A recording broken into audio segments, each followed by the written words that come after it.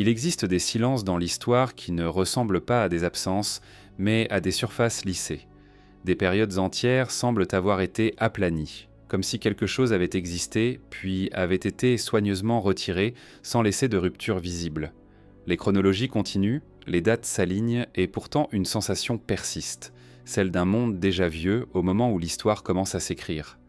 Partout sur la planète, des pierres portent des marques de précision qui dépassent leur époque supposée. Des cartes anciennes décrivent des terres que personne n'était censé connaître. Des couches géologiques racontent des interruptions brutales, suivies de redémarrages presque trop propres. La science observe, mesure, classe, mais certaines questions restent suspendues. M. Et si notre civilisation n'était pas la première à se croire seule? Et si elle n'était même pas la seconde, mais la septième, reconstruisant sans le savoir sur des fondations volontairement oubliées? L'histoire humaine donne l'impression d'un récit continu, soigneusement aligné, où chaque époque succède à la précédente avec une logique rassurante. Les premières villes apparaissent, l'agriculture s'organise, l'écriture fixe la mémoire, puis tout semble progresser lentement vers le présent. Pourtant, lorsque l'on observe de plus près les fondations de ce récit, une irrégularité discrète apparaît. Non pas une rupture évidente, mais une couche silencieuse, enfouie sous les certitudes, comme si quelque chose avait été recouvert plutôt qu'effacé. Dans de nombreuses régions du monde, les couches archéologiques racontent une histoire plus complexe que celle des manuels. Sous des villages néolithiques, on découvre parfois des structures plus anciennes encore, déjà élaborées, déjà pensées. Elles ne ressemblent pas à des essais maladroits, mais à des aboutissements. Des murs sont alignés avec précision. Des blocs de pierre sont déplacés sur des distances qui demanderaient une organisation sociale avancée. Rien n'indique un lent apprentissage. Tout donne l'impression d'un savoir déjà maîtrisé. Cette sensation se renforce lorsque l'on compare les débuts des civilisations connues. Elles émergent presque simultanément dans des régions éloignées, avec des connaissances étonnamment similaires. Maîtrise de l'agriculture, astronomie rudimentaire mais efficace, architecture monumentale. Les explications traditionnelles évoquent des coïncidences culturelles ou des évolutions parallèles. Pourtant, ces réponses laissent un léger malaise. Elles expliquent dans le comment, mais rarement le pourquoi de cette synchronisation étrange. Les objets m'en posent aussi problème. Certains artefacts semblent techniquement déplacés dans le temps qui leur est attribué. Leur finition est trop régulière, leur conception trop précise pour les outils supposés disponibles. Ils ne crient pas l'erreur, ils murmurent l'incohérence. Et ce murmure se répète site après site, continent après continent. Ce qui frappe le plus, ce n'est pas l'existence de ces anomalies, mais la manière dont elles sont traitées. Elles sont souvent isolées, classées comme exceptions ou replacées dans des cadres explicatifs étroits. L'histoire préfère les lignes droites aux surfaces complexes. Lorsqu'une donnée ne s'intègre pas facilement, elle devient marginale.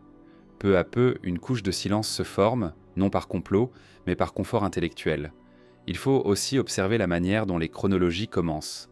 Presque partout, l'histoire démarre après un événement flou.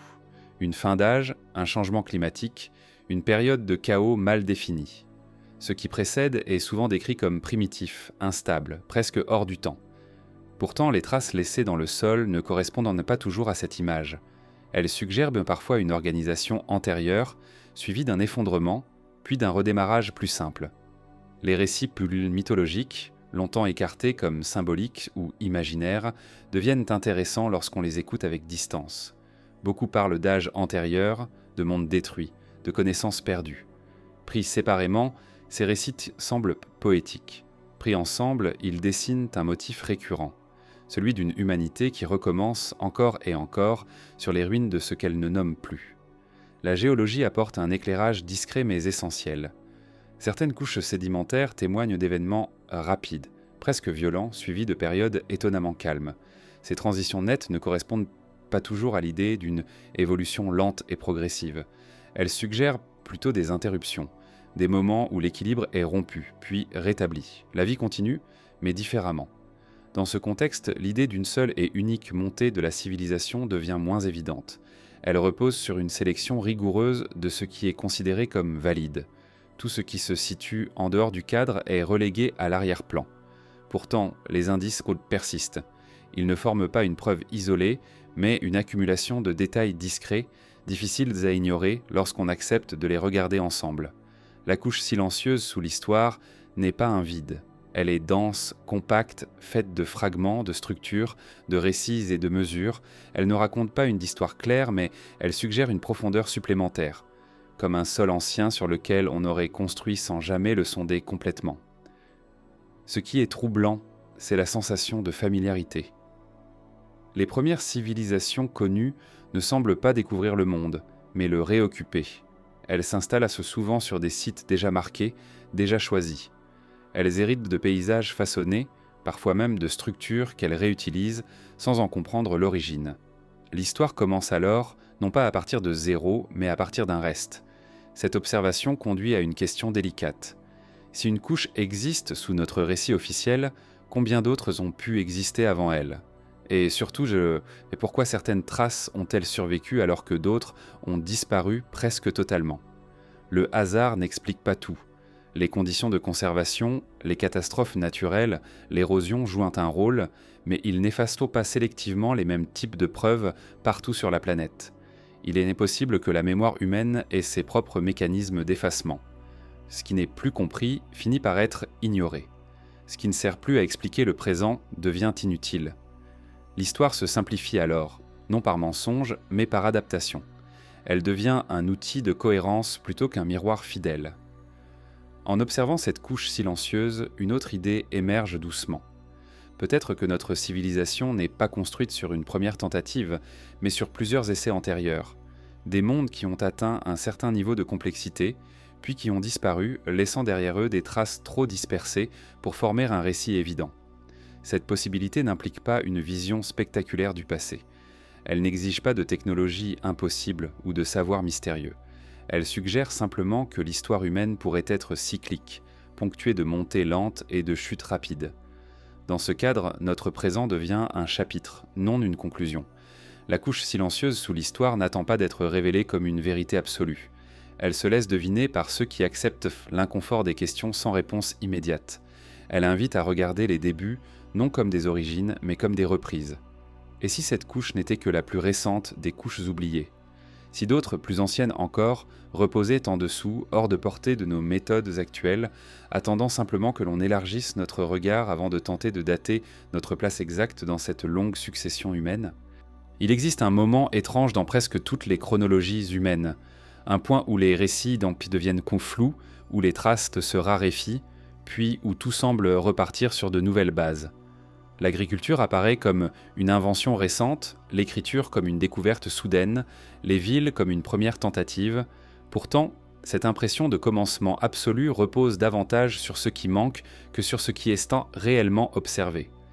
La mémoire humaine ne fonctionne pas comme une archive continue. Elle ressemble plutôt à une succession de fragments, séparés par des silences. Ces silences ne sont pas toujours dus à l'absence de société, mais souvent à la perte de transmission. Lorsqu'un système complexe s'effondre, ce ne sont pas seulement les bâtiments qui disparaissent, mais les méthodes, les contextes, les raisons mêmes de certaines pratiques. Ce qui survit devient alors incompréhensible, puis inutile, puis invisible. Dans les sociétés sans écriture durable, la connaissance dépend de la continuité humaine. Elle doit être répétée, transmise, intégrée à des gestes quotidiens. Lorsqu'une rupture survient, une migration forcée, un changement brutal d'environnement, une diminution soudaine de population, cette chaîne fragile se brise. Les survivants ne transmettent pas ce qu'ils ne peuvent plus expliquer. La mémoire recommence, simplifiée. Ce phénomène laisse des traces mesurables. On observe des périodes où des techniques disparaissent avant de réapparaître plus tard sous une autre forme. Des savoirs liés à la pierre, à l'eau, à l'orientation céleste semblent émerger, se perdre puis être redécouverts. Chaque redécouverte est présentée comme une innovation, alors qu'elle pourrait n'être qu'un souvenir réappris sans contexte. Les paysages eux-mêmes portent cette mémoire fragmentée. Des structures s'y sont parfois intégrées à de nouvelles cultures sans que leur origine soit comprise. Elles deviennent sacrées, symboliques ou simplement pratiques. Les bâtisseurs ultérieurs ne cherchent pas toujours à imiter, mais à utiliser. La fonction survit, le sens disparaît, la mémoire collective se reconstruit autour de ce qui reste utilisable. Les mythes offrent un aperçu discret de ce processus. Beaucoup décrivent des temps anciens où le monde était différent, plus ordonné ou plus instable, selon les récits. Ces histoires parlent rarement de progrès.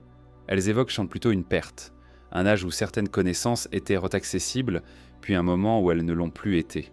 Ce n'est pas la fin du monde qui est racontée, mais la fin d'une compréhension. Lorsque l'archéologie tente de replacer ces récits dans une chronologie stricte, elle se heurte à une difficulté.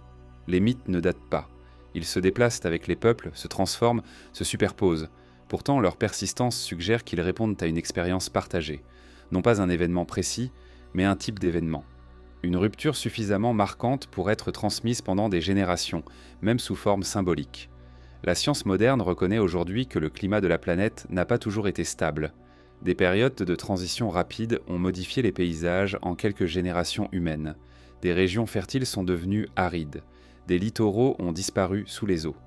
Ces changements n'effacent pas les sociétés instantanément, mais ils les forcent à se réorganiser, parfois à abandonner des territoires entiers. Dans ces moments, la mémoire ne peut pas tout emporter. Elle se concentre sur ce qui permet de survivre immédiatement. Les connaissances plus abstraites, les techniques complexes, les savoirs spécialisés deviennent secondaires. Ils peuvent tranquillement disparaître sans laisser de traces directes, même si les structures matérielles subsistent un temps. C'est ainsi que la mémoire humaine recommence. Non pas à partir de rien, mais à partir d'un socle réduit. Les générations suivantes regardent les vestiges avec curiosité, parfois avec respect, rarement avec compréhension. Elles construisent de nouveaux récits pour expliquer ce qu'elles voient. Ces récits deviennent leur histoire officielle. Ce redémarrage n'est pas uniforme. Certaines régions conservent plus de continuité que d'autres. Des savoirs se déplacent, se fragmentent, se recombinent ailleurs. Cela crée l'illusion d'innovation isolée, alors qu'il pourrait s'agir de fragments d'un ensemble plus ancien, réassemblés différemment selon les contraintes locales. La question n'est donc pas de savoir si l'humanité a déjà recommencé, mais combien de fois elle l'a fait. Chaque recommencement efface une partie du passé tout en s'appuyant sur ce qui n'a pas totalement disparu. Ce processus laisse un paysage historique irrégulier où certaines périodes semblent extraordinairement riches en inventions, tandis que d'autres apparaissent étrangement vides. Ce vide n'est pas nécessairement réel. Il peut être le résultat d'une mémoire reconstruite après coup. Les premières écritures connues apparaissent déjà dans des sociétés structurées avec des règles, des croyances, des hiérarchies. Rien n'indique qu'elles sortent d'un état de chaos total. Elles ressemblent plutôt à des systèmes qui se stabilisent après une longue phase invisible. En observant ces recommencements, une autre idée s'impose lentement. La civilisation pourrait ne pas être une ligne ascendante, mais une onde. Elle monte, se complexifie, puis se contracte. À chaque contraction, une partie de la mémoire est perdue. À chaque expansion, de nouvelles formes émergent, souvent à partir de restes anciens. Ce modèle n'enlève rien aux réalisations humaines. Il les replace simplement dans une durée plus large. Il suggère que ce que nous appelons aujourd'hui progrès pourrait être, en partie, une récupération lente de capacités déjà atteintes auparavant, mais dans un autre contexte. Lorsque la mémoire recommence, elle laisse derrière elle des zones d'ombre. Ces zones ne sont pas vides de sens. Elles sont pleines de questions. Pourquoi certaines techniques apparaissent en elles sans transition claire ? Pourquoi certaines structures semblent-elles surdimensionnées par rapport aux sociétés qui les entourent ? Pourquoi tant de cultures parlent-elles d'un avant qu'elles ne peuvent plus décrire ? La mémoire humaine n'est pas conçue pour conserver l'intégralité de son passé. Elle privilégie la cohérence, la survie, l'adaptation. Tout ce qui ne sert plus immédiatement à comprendre le présent devient fragile. C'est peut-être là que réside la clé. Ce que nous appelons oubli n'est pas une erreur, mais un mécanisme. Si la mémoire a recommencé plusieurs fois, alors notre propre récit pourrait être incomplet sans que nous en ayons conscience. Les premières pages que nous croyons lire pourraient déjà être des pages centrales, précédées d'autres chapitres effacés. Et si ce recommencement n'était pas une exception ancienne, mais un processus toujours en cours ? Une dynamique lente, presque imperceptible, qui prépare déjà le terrain pour une future mémoire réduite, reconstruite à partir de ce que nous laisserons derrière nous. La question devient alors moins historique que prospective, et ouvre naturellement vers les lieux où ces recommencements ont laissé les traces les plus dérangeantes. Il existe des lieux où le sol semble porter plusieurs mémoires à la fois. Des villes actuelles reposent sur d'autres villes, elles-mêmes construites sur des couches encore plus anciennes. À chaque fouille, une question discrète refait surface. À quel moment tout cela a-t-il réellement commencé ? Les dates proposées rassurent, mais elles semblent parfois trop récentes pour ce que révèlent les structures mises au jour.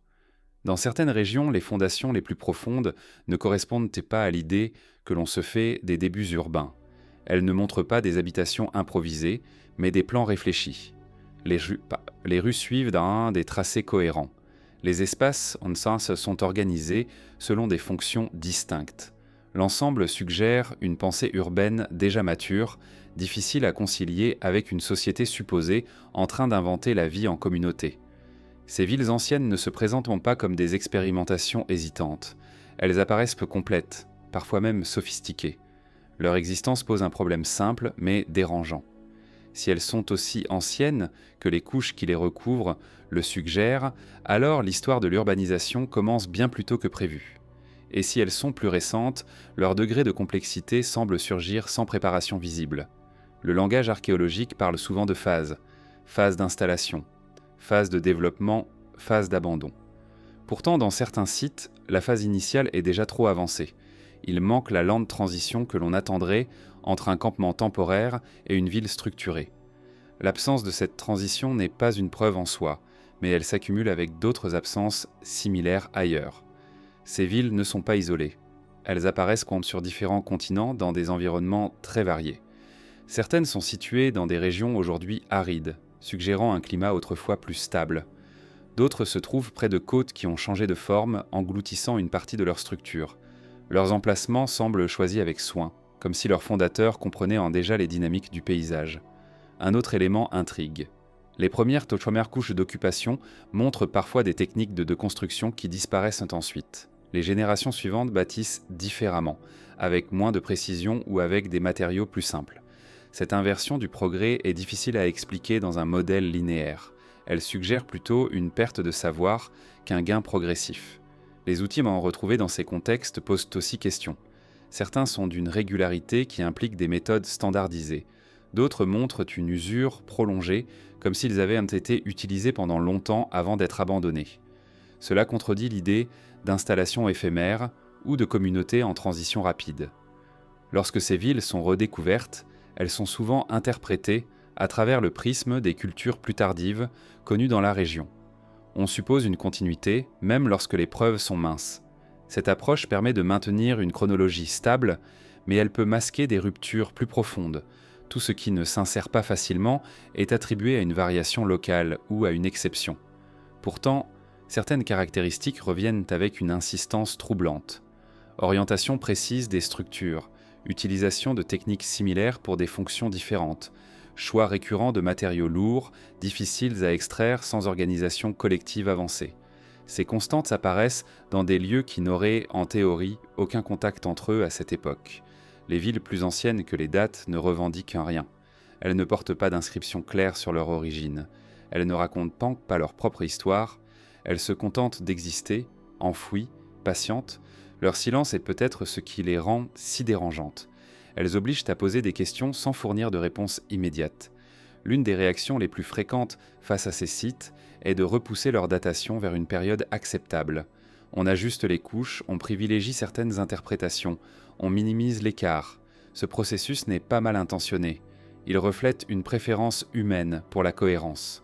Une chronologie stable est plus facile à enseigner, à transmettre, à défendre, mais la stabilité peut devenir une contrainte. Lorsqu'une ville ne correspond pas à la période qui lui est assignée, c'est souvent la ville qui est requalifiée, non le cadre temporel. On parle alors de précurseurs isolés, d'exceptions remarquables ou de cultures disparues sans descendance. Ces termes apaisent l'inconfort sans réellement l'explorer. Il est pourtant possible d'envisager une autre lecture. Ces villes pourraient appartenir à des phases antérieures de l'organisation humaine, aujourd'hui largement oubliées. Elles ne seraient ni miraculeuses ni anachroniques, mais simplement mal situées dans le récit actuel. Leur existence suggérerait que l'humanité a atteint des formes de complexité urbaine plus tôt, puis les a perdues. La perte d'une ville n'implique pas nécessairement une catastrophe spectaculaire. Elle peut résulter d'un déplacement progressif des populations, d'un changement environnemental lent mais irréversible ou d'une réorganisation sociale profonde. Une ville peut être abandonnée sans être détruite. Elle s'efface alors doucement, recouverte par le temps et les usages ultérieurs. Lorsque d'autres sociétés s'installent sur ces lieux, elles héritent d'un espace déjà transformé. Elles adaptent, réutilisent, parfois détruisent, sans intention d'effacement. Les fondations restent, mais leur sens se dilue. La nouvelle ville devient la seule reconnue, tandis que l'ancienne se fond dans le sous-sol de l'histoire. Ces superpositions créent une illusion de continuité. En réalité, elles peuvent masquer des discontinuités profondes. Une ville peut sembler être le prolongement d'une autre alors qu'elle n'en est que l'occupante tardive. Les dates associées au site reflètent alors la dernière phase visible, non la première. La question devient alors plus large. Combien de villes anciennes reposent encore sous nos villes actuelles sans être reconnues comme telles ? Combien de débuts urbains ont été déplacés dans le temps pour correspondre à une narration plus simple, et combien de traces ont disparu avant même d'être observées ? Les villes plus anciennes que les dates nous obligent à reconsidérer notre rapport au temps. Elles suggèrent que le passé humain pourrait être plus profond, plus stratifié que ce que nos repères habituels permettent d'imaginer. Elles ne contredisent pas la science. Elles en révèlent les limites actuelles. À mesure que les méthodes d'analyse s'affinent, ces villes deviennent plus difficiles à ignorer. Leurs anomalies ne diminuent pas. Elles se précisent. Chaque nouvelle observation ajoute une nuance supplémentaire à un tableau déjà complexe. La certitude recule légèrement, laissant place à une attention plus prudente. Si ces villes appartiennent à des phases antérieures oubliées, alors elles ne sont pas des curiosités marginales. Elles deviennent des témoins silencieux d'un cycle plus vaste, un cycle où la construction précède l'oubli, et où l'oubli prépare de nouveaux commencements. Cette perspective ouvre une transition naturelle. Si des villes ont existé avant les dates que nous leur attribuons, alors les matériaux qui les composent méritent une attention particulière. Car certaines pierres, par leur taille et leur précision, semblent porter une mémoire encore plus ancienne, posant la question de ce qui, exactement, ne devrait pas exister là où on le trouve. Il arrive que la pierre devienne un problème.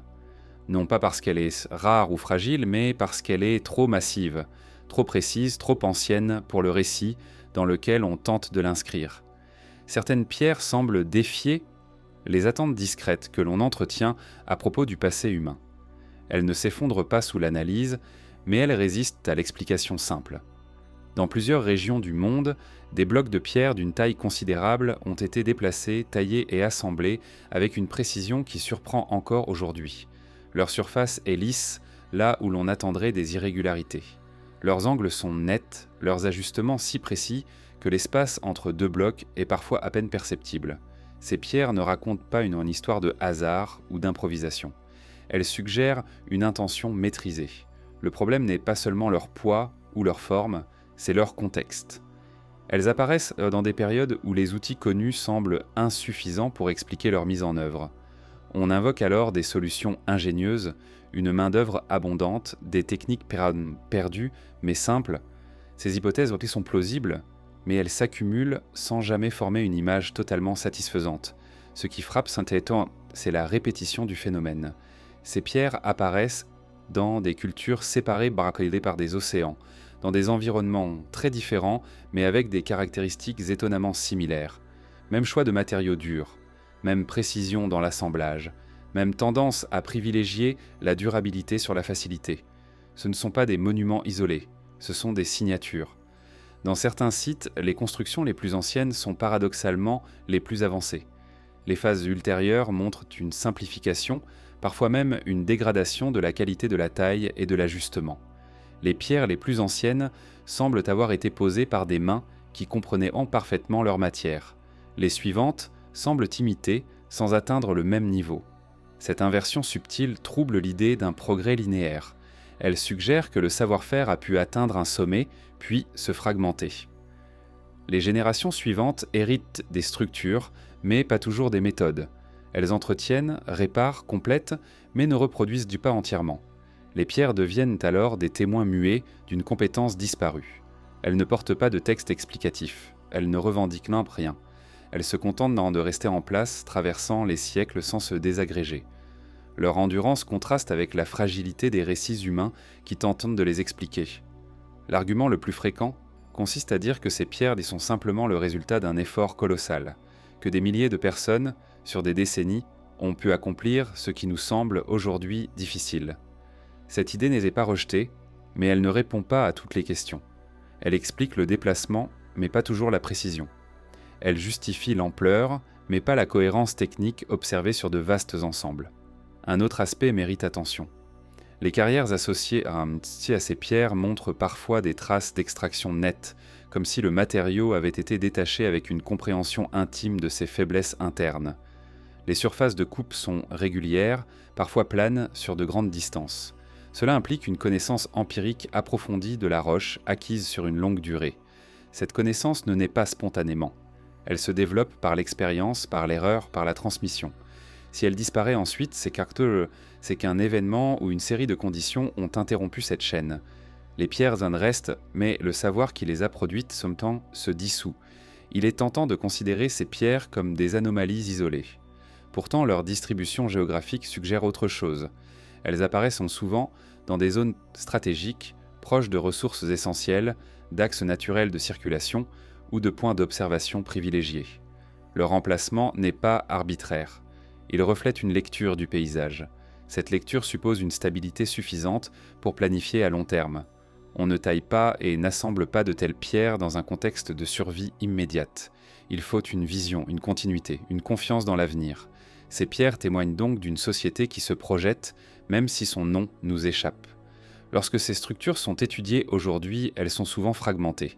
Certaines pierres ont été déplacées, réutilisées, intégrées à d'autres constructions. Ce recyclage brouille les pistes. Il devient difficile de distinguer ce qui appartient à la phase initiale et ce qui relève des occupations ultérieures. La pierre traverse les époques plus facilement que les idées. Dans ce processus, une partie de l'histoire se dilue. Les pierres qui ne devraient pas exister deviennent des fondations invisibles, absorbées par des récits plus récents. Leur étrangeté s'atténue à mesure qu'elles sont normalisées. Elles deviennent des curiosités architecturales plutôt que des questions ouvertes. Pourtant, certaines résistent à cette normalisation. Leur taille, leur précision, leur ancienneté relative continuent de poser problème. Elles ne s'intègrent pas complètement. Elles restent légèrement en décalage comme un mot ancien dans une langue moderne, compréhensible mais porteur d'un sens plus profond. La science n'ignore pas ces pierres. Elle les mesure, les compare, les classe. Elle propose des modèles explicatifs, de plus en plus raffinés. Mais ces modèles reposent souvent sur des hypothèses cumulatives. Si l'une d'elles s'affaiblit, l'ensemble devient fragile. Ce n'est pas un défaut, mais une limite temporaire. Il est possible que ces pierres soient chez soi les vestiges matériels de phases de civilisation aujourd'hui largement effacées. Elles ne seraient pas des preuves spectaculaires, mais des indices persistants. Elles suggéreraient que certaines capacités humaines ont été atteintes puis perdues avant d'être redécouvertes sous d'autres formes. Cette perspective ne diminue pas les cultures connues. Elle les replace dans une continuité plus longue, plus instable. Elle invite à considérer le passé comme un terrain d'expérimentation répétée, dont seules quelques structures robustes ont survécu. Les pierres qui ne devraient pas exister ne demandent pas à être crues. Elles demandent à être observées sans hâte. Leur silence n'est pas vide. Il est dense de possibilités. Elles se tiennent à la frontière entre ce que nous pensons savoir et ce que nous n'avons pas encore appris à formuler. Si ces pierres sont les restes d'un monde antérieur, alors leur présence soulève une autre question. Comment un tel monde a-t-il pu disparaître presque entièrement, laissant derrière lui si peu de traces cohérentes ? La réponse ne se trouve peut-être pas dans la pierre elle-même, mais dans les forces capables de remodeler des continents, de déplacer des mers et de redessiner la surface du monde au point de rendre ces pierres presque impossibles à situer dans le temps qui leur est attribué.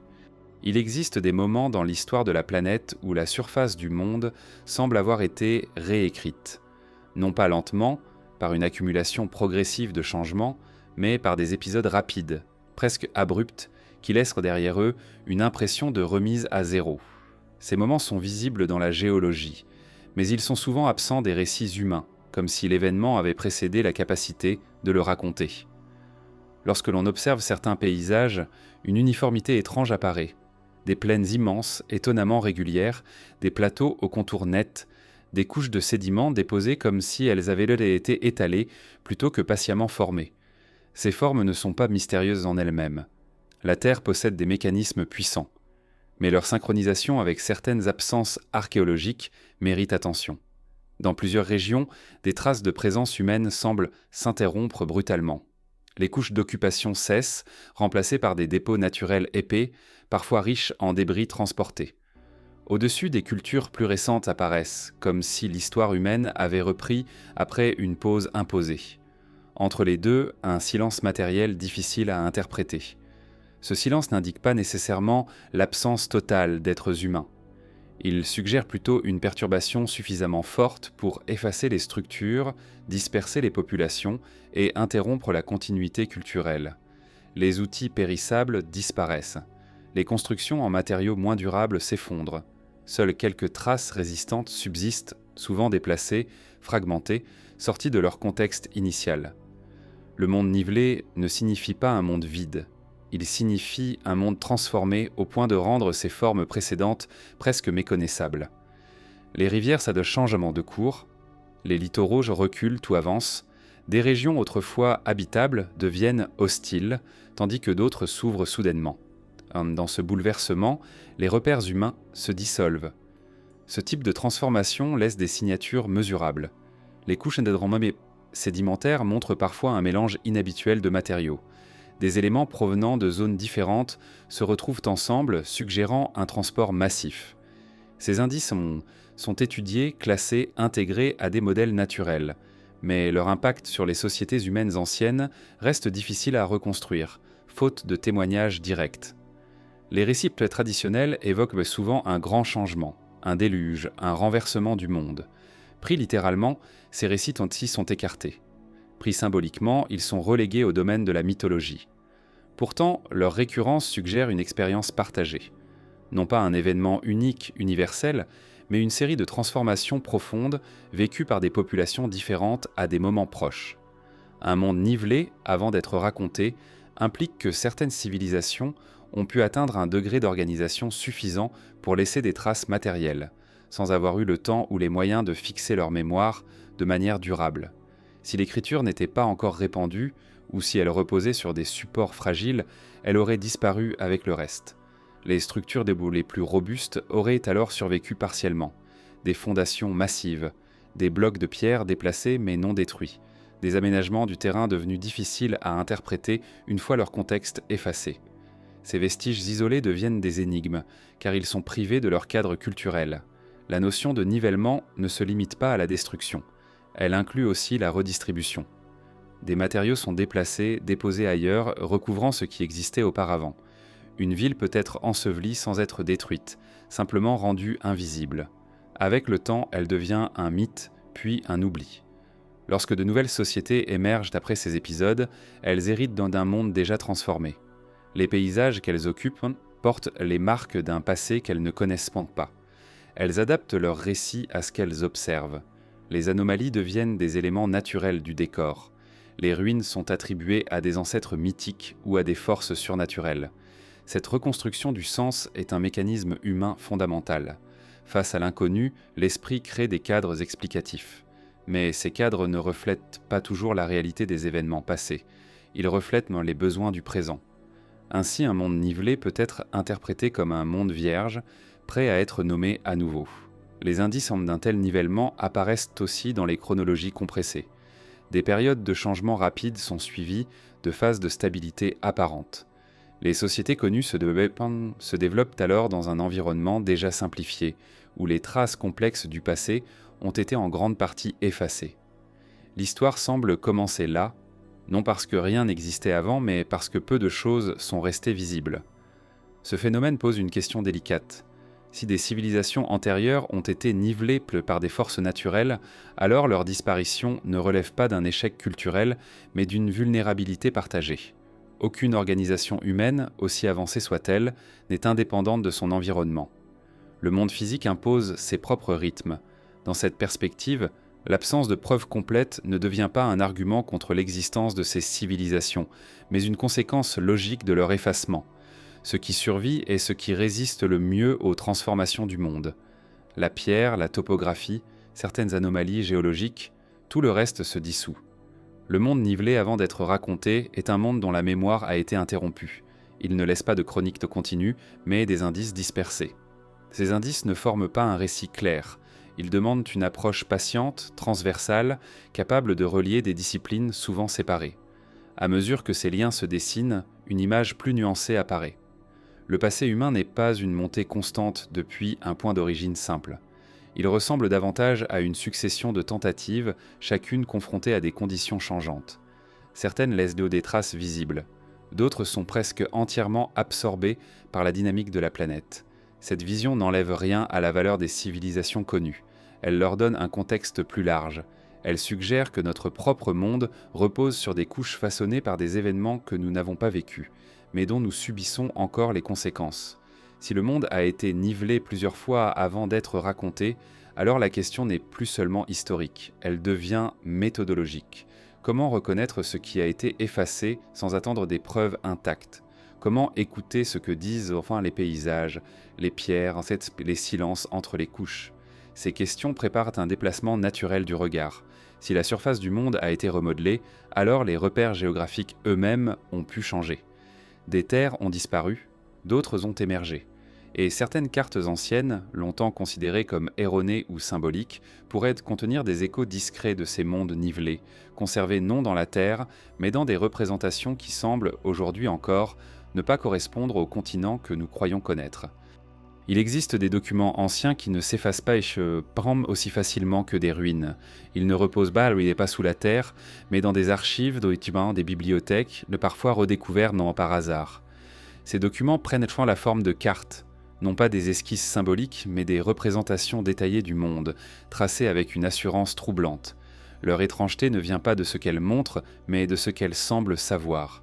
Certaines de ces cartes décrivent des côtes avec une précision qui surprend pour leur époque supposée. Les contours ne sont pas approximatifs. Ils suivent des lignes complexes, des baies, des caps, des détroits. Dans certains cas, ils correspondent à des régions aujourd'hui partiellement submergées, recouvertes de glace ou modifiées par des changements géographiques majeurs. Ces cartes ne s'alignent pas facilement avec le monde tel que nous le connaissons. Le problème n'est pas qu'elles soient fausses. Le problème est qu'elles semblent que parfois trop justes, mais pour un monde différent.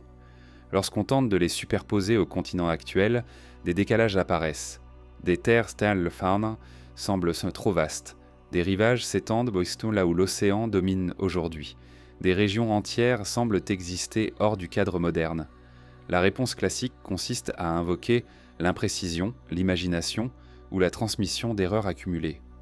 Ces explications sont valables dans de nombreux cas, mais certaines cartes résistent.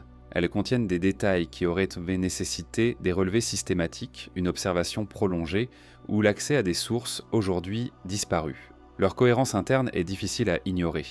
Un aspect particulièrement dérangeant réside dans la manière dont ces cartes semblent compilées.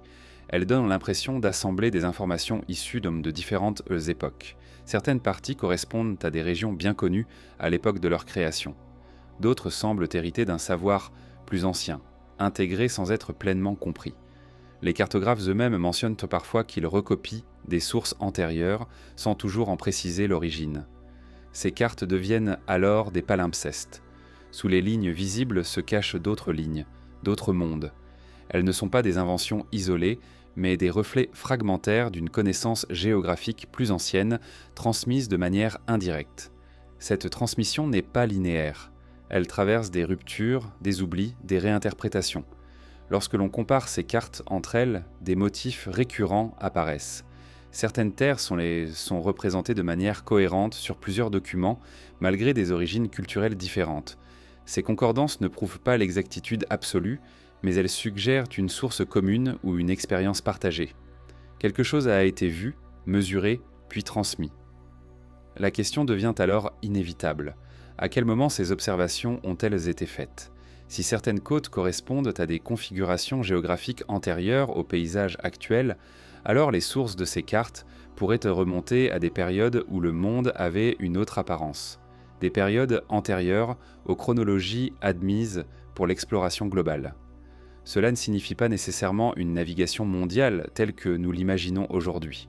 Il pourrait s'agir d'une connaissance accumulée progressivement le long de littoraux aujourd'hui transformés. Des sociétés côtières aujourd'hui disparues ou déplacées auraient pu cartographier leur environnement immédiat avec une précision remarquable. Lorsque ces environnements ont disparu, la carte est devenue plus durable que le territoire qu'elle décrivait. Dans ce contexte, les cartes ne sont pas des outils de domination ou de conquête, mais des objets de mémoire. Elles conservent une image figée d'un monde qui a cessé d'exister. Leur contradiction avec les continents actuels n'est pas une erreur, mais un décalage temporel. Les cartes qui contredisent les continents posent un défi méthodologique. Elles obligent à distinguer la date de création d'un document de l'âge des informations qu'il contient. Une carte récente peut intégrer des données anciennes. Inversement, une carte ancienne peut être mise à jour partiellement, créant un mélange difficile à dater. Ce mélange reflète une réalité humaine constante. Le savoir se transmet rarement de manière pure. Il est filtré, adapté, parfois mal compris. Mais même altéré, il conserve des noyaux de vérité. Ces noyaux peuvent survivre longtemps après la disparition de leur contexte d'origine. Les géographes modernes abordent ces cartes avec prudence. Ils comparent, corrigent, contextualisent. Ils cherchent des correspondances avec des données géologiques indépendantes. Dans certains cas, ces correspondances apparaissent là où on ne les attendait pas. Des lignes de côte anciennes correspondent à des plateaux sous-marins.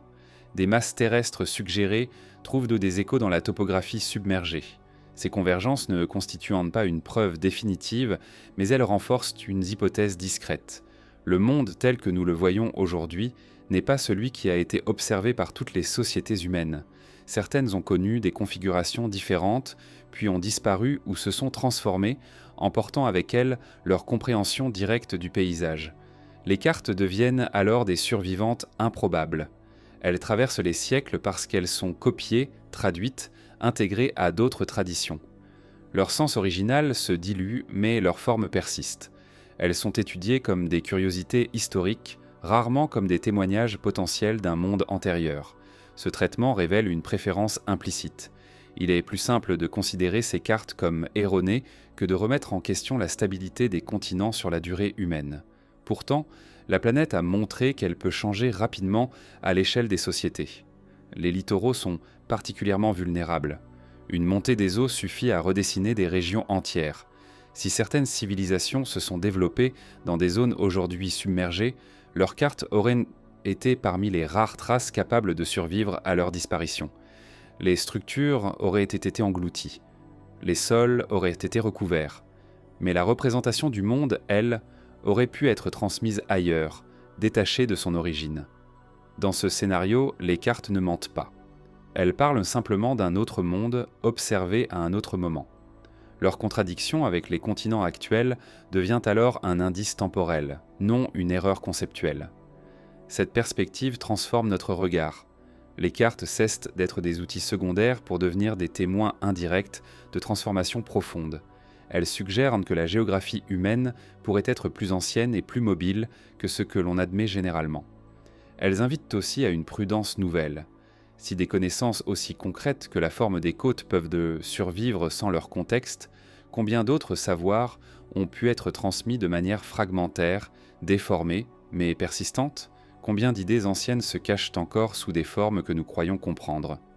Les cartes qui contredisent les continents ne proposent pas de réponse définitive. Elles ouvrent un espace de doute mesuré. Elles rappellent que la mémoire humaine peut conserver des images d'un monde disparu sans en conserver l'explication. Et si ces cartes sont les échos d'un paysage effacé, alors elles suggèrent que certaines civilisations ont existé dans des lieux que nous ne pouvons plus fouiller. Leur histoire n'est pas enterrée sous nos pieds, mais dissoute sous les mers. Ce déplacement du regard conduit naturellement à une autre question. Si des mondes entiers ont disparu sans laisser de mythe fondateur clair, comment ces civilisations se percevaient-elles elles-mêmes et que reste-t-il lorsqu'une culture disparaît sans avoir eu le temps de se raconter? Lorsqu'une civilisation disparaît, ce ne sont pas toujours ses bâtiments qui s'effacent en premier, ce sont ses récits. Les mythes fondateurs, ces histoires qui expliquent d'où l'on vient et pourquoi le monde est ainsi, sont parmi les éléments les plus fragiles de la mémoire humaine. Ils survivent tant qu'une communauté existe pour les raconter. Lorsque cette continuité se rompt, le mythe se dissout, même si la pierre demeure. La plupart des civilisations connues possèdent des récits dès leur an d'origine. Ils parlent d'ancêtres, de terres promises, de commencements sacrés. Ces récits ne sont pas des chroniques factuelles, mais ils remplissent une fonction essentielle. Ils donnent une cohérence au passé et une direction à l'avenir. Lorsqu'un groupe humain peut se raconter son propre commencement, il ancre son identité dans le temps. Mais certaines des traces matérielles semblent provenir de cultures qui n'ont laissé aucun récit identifiable, aucun mythe clairement associé, aucun panthéon reconnaissable, aucune tradition orale transmise jusqu'à nous. Elles apparaissent dans le paysage archéologique comme des présences sans voix, des œuvres sans signature. Cette absence est troublante. Les sociétés humaines produisent naturellement des récits. Même les groupes les plus petits développent dans des explications symboliques de leur environnement. L'absence totale de mythes associés à certaines structures suggère non pas un manque d'imagination, mais une rupture radicale de transmission. Il est possible que ces civilisations aient existé dans des conditions où la continuité culturelle était particulièrement vulnérable. Des environnements instables, des zones côtières exposées, des régions soumises à des transformations rapides. Dans ces contextes, la survie immédiate prime sur la conservation des récits. Le mythe devient secondaire face au déplacement, à l'adaptation, à l'urgence. Lorsque ces sociétés disparaissent ou se dispersent, leurs récits se fragmentent. Quelques motifs peuvent de survivre, intégrés à d'autres traditions. Mais l'ensemble cohérent se perd. Les survivants, s'ils existent, adoptent les récits des cultures qu'ils rejoignent. Leur propre histoire se dilue dans une mémoire collective plus large. Les structures laissées derrière eux deviennent alors anonymes. Elles sont observées par des peuples ultérieurs qui n'en connaissent pas l'origine. Ces peuples projettent leurs propres mythes sur ces vestiges. Ils attribuent les constructions à des ancêtres mythiques, à des géants ou à des êtres semi-divins. Ces explications ne sont pas des tentatives de tromperie. Elles sont des réponses humaines à un vide narratif. Avec le temps, ces interprétations deviennent la seule histoire disponible. La civilisation originelle, privée de son propre récit, disparaît une seconde fois. Non pas physiquement, mais symboliquement. Elle cesse d'exister en tant que sujet historique pour devenir un décor. Ce phénomène est rarement pris en compte dans l'analyse du passé. L'absence de mythe est souvent interprétée comme l'absence de civilisation. Pourtant, il pourrait s'agir exactement de l'inverse.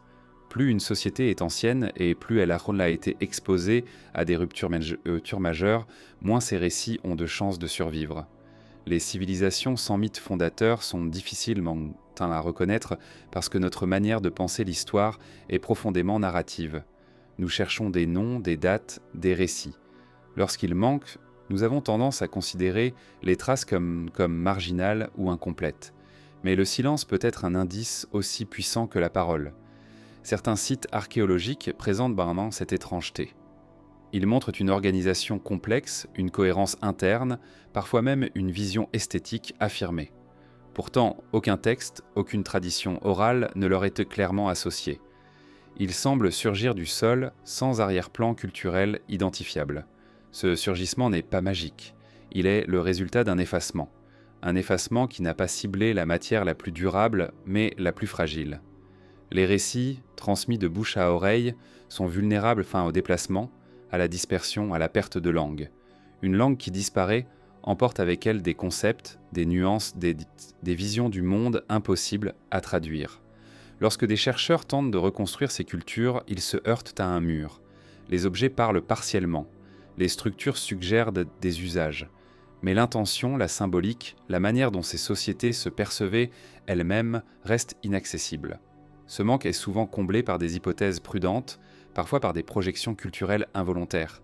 Il est tentant de voir dans cette absence une preuve d'incomplétude. Pourtant, elle pourrait être la marque d'une ancienneté extrême.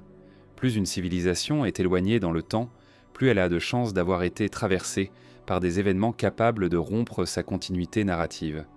Les mythes les plus anciens sont souvent ceux qui ont été repris, transformés, intégrés à d'autres traditions. Ceux qui ne l'ont pas été disparaissent entièrement. Les civilisations sans mythe fondateur ne nous laissent donc pas de clé directe.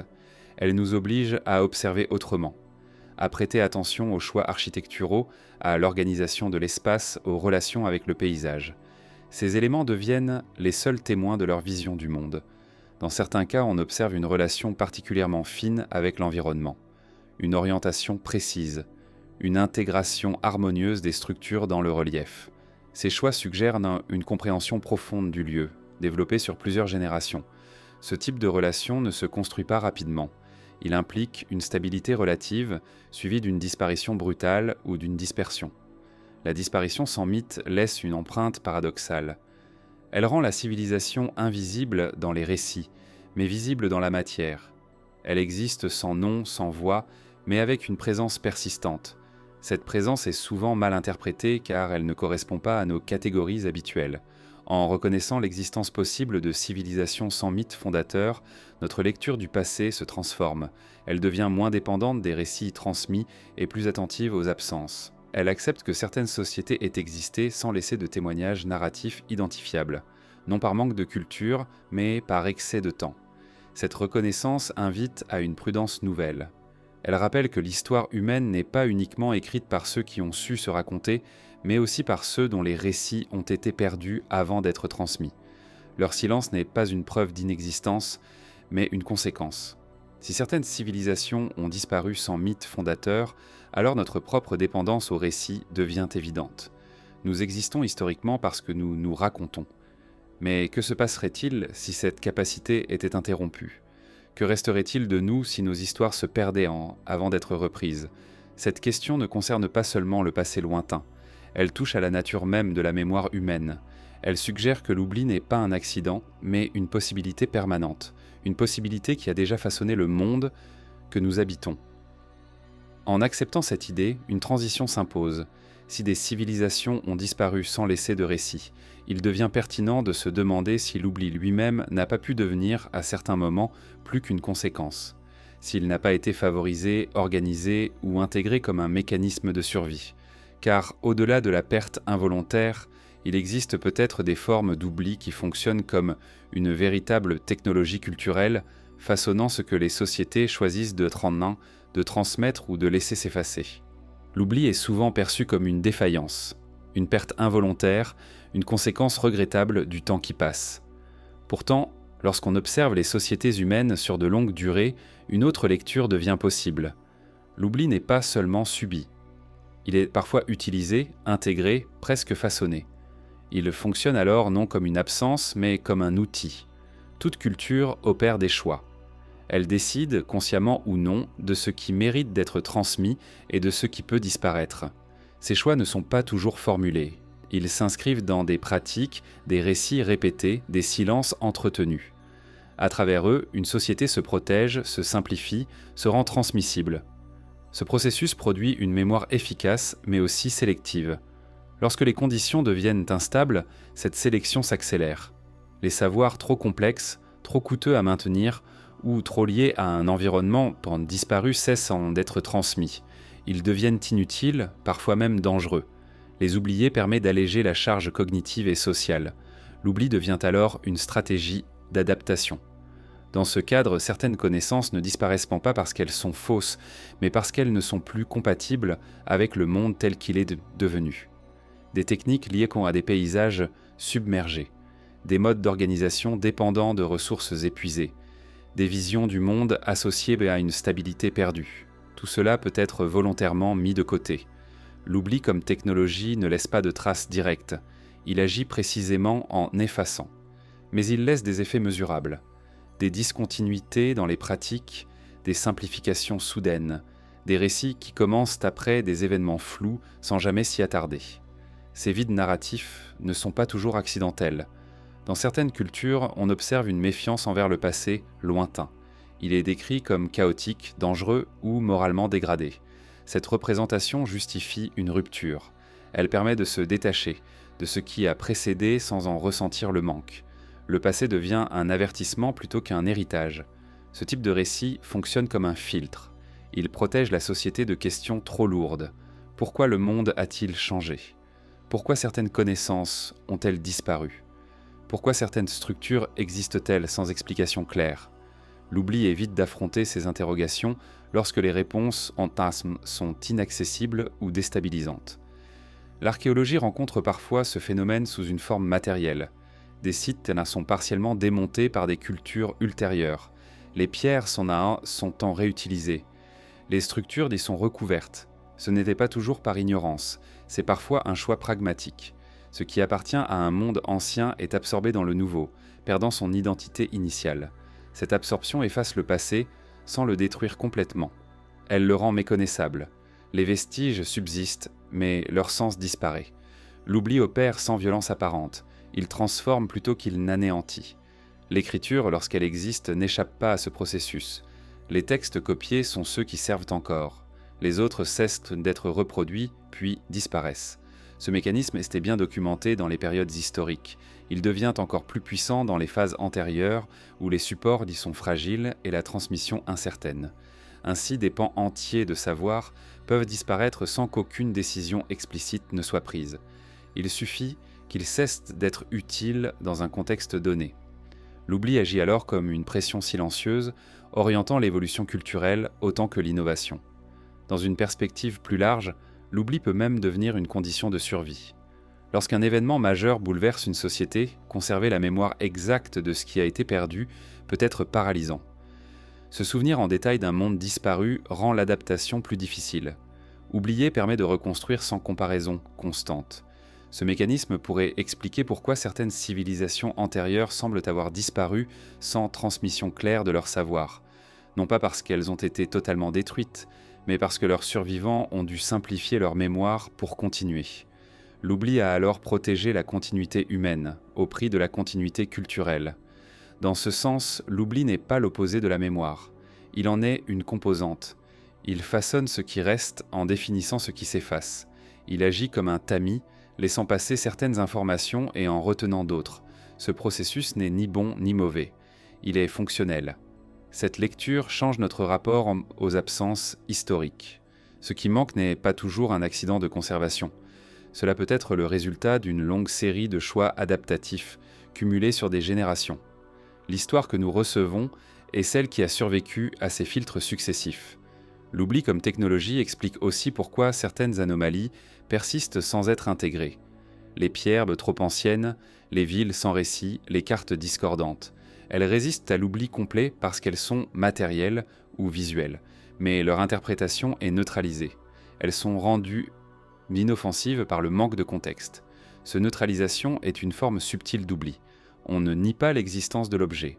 On lui retire simplement sa capacité à poser des questions dérangeantes. Il devient une curiosité, un mystère sans conséquence. L'oubli agit alors non sur la chose, mais sur son sens. À l'échelle d'une civilisation, ce mécanisme permet de maintenir une vision du monde stable. Il évite que le passé ne remette constamment en cause le présent. Mais il a un effet secondaire. Il raccourcit la mémoire collective. Il donne l'illusion d'un commencement plus récent, plus simple, plus maîtrisable. Si l'humanité a traversé plusieurs phases de complexité suivies de ruptures, alors l'oubli a probablement joué un rôle central dans chaque transition. Il a permis aux survivants de repartir sans être écrasés par ce qui avait été perdu. Il a aussi effacé, progressivement, les preuves d'un passé plus ancien. Cette idée ne repose pas sur une intention malveillante. Elle décrit un mécanisme organique. Les sociétés humaines ne planifient pas leur oubli à long terme. Elles réagissent à des contraintes immédiates. Mais ces réactions, répétées sur des millénaires, produisent une mémoire tronquée. En reconnaissant l'oubli comme une technologie culturelle, notre regard sur le passé devient plus nuancé. Nous cessons de chercher uniquement ce qui a été transmis. Nous commençons à interroger ce qui a été laissé de côté et pourquoi. Cette approche ouvre une question délicate. Si l'oubli a été un outil de survie dans le passé, pourrait-il encore l'être aujourd'hui ? Et surtout, quelles connaissances sommes-nous en train de considérer comme secondaires, inutiles ou trop complexes au point de risquer de les perdre ? Cette interrogation dépasse l'archéologie. Elle touche à la dynamique même des civilisations. Car si l'oubli façonne ce que nous croyons être notre origine, alors il influence aussi ce que nous pensons possible pour notre avenir. Dans cette perspective, les périodes que l'on appelle sombres prennent une autre couleur. Elles ne sont peut-être pas des temps de recul absolu, mais des phases de compression mémorielle. Des moments où la complexité se retire pour permettre une reconstruction. Ce déplacement du regard conduit naturellement vers ces époques mal nommées, celles que l'histoire a longtemps décrites comme des parenthèses, sans innovation, sans continuité, sans lumière. Peut-être que ces âges dits sombres n'étaient pas des vides, mais des zones d'ombre nécessaires, où l'oubli travaillait silencieusement à préparer la prochaine forme de civilisation. Il existe dans l'histoire des périodes que l'on a longtemps décrites par défaut, comme des intervalles sans forme claire, des moments situés entre deux récits mieux documentés, qualifiés d'âges sombres par manque de sources, plus que par connaissance réelle. Ce terme suggère une absence de lumière, de création, de continuité. Pourtant, à mesure que l'on observe ces périodes avec plus d'attention, une autre image commence à se dessiner. Ces âges-formes ne sont pas nécessairement vides, ils sont silencieux. Leur obscurité provient moins d'un effondrement total que d'un changement de registre. Les traces écrites se raréfient, les monuments deviennent plus discrets, les structures plus légères. Ce qui disparaît en premier, ce sont les formes les plus visibles de complexité, celles qui nécessitent une stabilité durable pour exister. Dans de nombreux cas, les sociétés associées à ces périodes continuent pourtant d'évoluer. Elles cultivent, échangent, transmettent des savoirs pratiques. Elles s'adaptent à des environnements modifiés, à des contraintes nouvelles. Leur créativité ne s'exprime simplement plus de la même manière. Elle devient locale, fonctionnelle, moins monumentale. L'erreur a longtemps été de mesurer ces âges avec les critères des périodes qui les précèdent ou qui les suivent. Lorsqu'on cherche des villes, des empires, des archives centralisées, on ne trouve effectivement que peu de choses. Mais lorsque l'on observe les traces diffuses, les réseaux modestes, les continuités techniques, une autre dynamique apparaît. Les âges sombres pourraient être compris comme des phases de recomposition. Des moments où les sociétés humaines réduisent volontairement leur empreinte matérielle, non par incapacité, mais par nécessité. Après des bouleversements environnementaux ou sociaux, maintenir des structures lourdes devient risqué. La mobilité, la flexibilité, la simplicité deviennent bien des avantages. Dans ce contexte, certaines connaissances sont conservées de manière discrète. Elles ne sont plus gravées dans la pierre, mais intégrées à des pratiques quotidiennes. Des savoirs liés à l'agriculture, à l'orientation, à la gestion de l'eau continuent d'exister, même si leur origine se perd. Ces savoirs traversent les âges sombres parce qu'ils sont utiles, pas parce qu'ils sont prestigieux. L'absence de grandes constructions ne signifie pas l'absence de réflexion. Elle peut indiquer un choix stratégique. Construire moins, mais mieux. Transmettre oralement plutôt qu'inscrire. Investir dans la résilience plutôt que dans la permanence.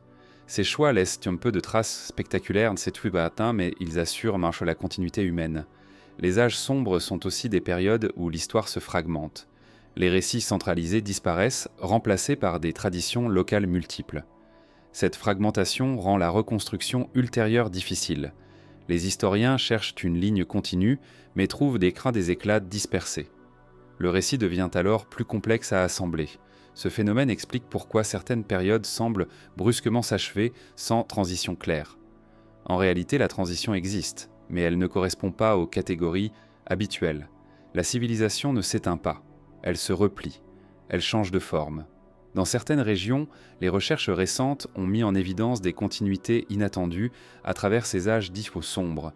Des techniques se transmettent sans interruption apparente. Des réseaux d'échange persistent à petite échelle. Des structures de social se maintiennent, même si elles ne produisent plus de monuments durables. Ces observations obligent à revoir l'idée même de progrès. Si l'on définit le progrès uniquement par l'accumulation visible, alors toute phase de réduction semble être un recul.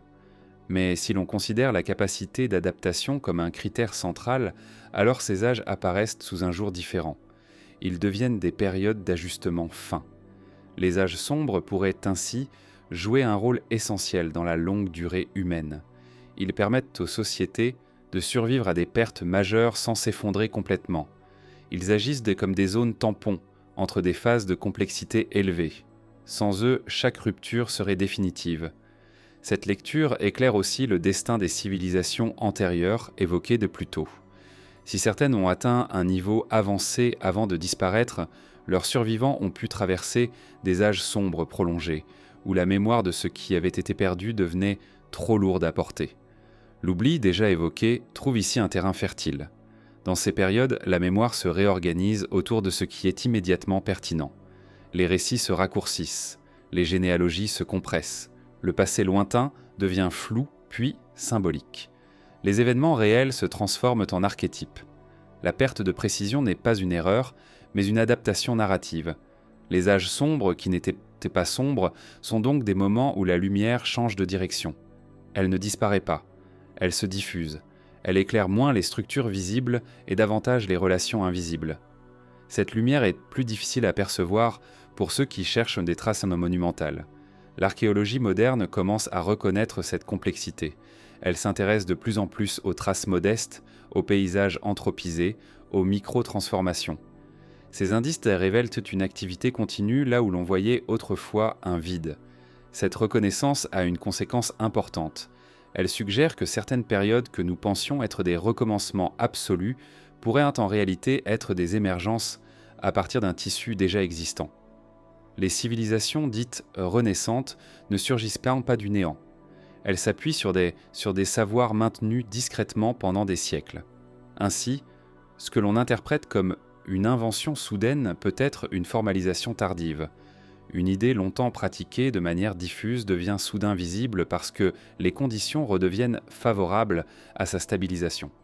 L'écriture réapparaît, les villes se densifient, les monuments reviennent, l'histoire semble recommencer. Mais sous cette apparente nouveauté, une continuité silencieuse a travaillé. Les âges sombres ont préparé le terrain. Ils ont filtré, simplifié, transmis ce qui pouvait l'être. Ils ont permis à l'humanité de traverser des phases d'incertitude sans se dissoudre. Cette perspective modifie notre regard sur les traces industrielles, techniques ou organisationnelles que l'on croit absentes de certaines périodes. Peut-être ne sont-elles pas absentes, mais discrètes. Peut-être qu'elles prennent des formes que nous n'avons pas encore appris à reconnaître, car si les âges sombres ne sont pas des vides, alors ils peuvent contenir des indices essentiels, des signes d'activité que nous ne qualifions pas encore comme industriels parce qu'elles ne correspondent pas à nos modèles modernes, des transformations du paysage trop diffuses pour être immédiatement identifiées. Cette idée ouvre une transition naturelle.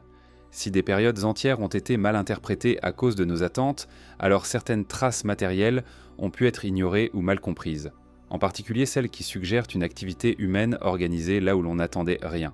Des indices discrets, parfois enfouis, parfois visibles, qui ne correspondent ni à l'agriculture simple ni à l'urbanisation classique. Des traces qui évoquent une transformation du milieu, une exploitation systématique, sans pour autant ressembler à ce que nous appelons aujourd'hui industrie. Ces traces, longtemps négligées ou attribuées à des causes naturelles, commencent à poser une question dérangeante. Et si certaines phases de l'histoire humaine avaient laissé derrière elles des marques industrielles, non pas au sens moderne, mais comme une autre manière d'organiser et de transformer le monde. Lorsque l'on évoque l'activité industrielle, l'imaginaire se tourne presque instinctivement vers des périodes récentes. Des machines, des cheminées, des paysages transformés de manière visible. Tout ce qui ne correspond pas à cette image est généralement classé comme naturel ou pré-industriel. Pourtant, certaines traces matérielles posent un problème discret. Elles ne s'intègrent ni dans le monde naturel intact, ni dans les modèles classiques de l'activité humaine ancienne.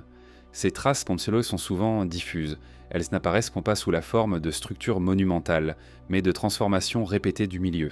Des zones où la roche semble avoir été exploitée de manière systématique. Des dépôts qui montrent une sélection précise de matériaux.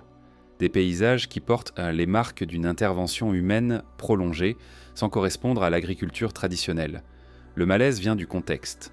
Ces indices apparaissent parfois dans des périodes considérées comme trop anciennes pour une organisation complexe, ou dans des régions supposées peu peuplées. Ils sont alors attribués à des processus naturels, à des accidents géologiques ou à des interprétations excessives. Pourtant, lorsqu'on les examine ensemble, une cohérence émerge. Dans certains cas, des formations rocheuses montrent des motifs d'extraction qui ne correspondent pas à l'érosion aléatoire. Les surfaces ponçants sont régulières, les fractures suivent des lignes cohérentes, les matériaux retirés semblent avoir été sélectionnés, laissant derrière eux des volumes précis.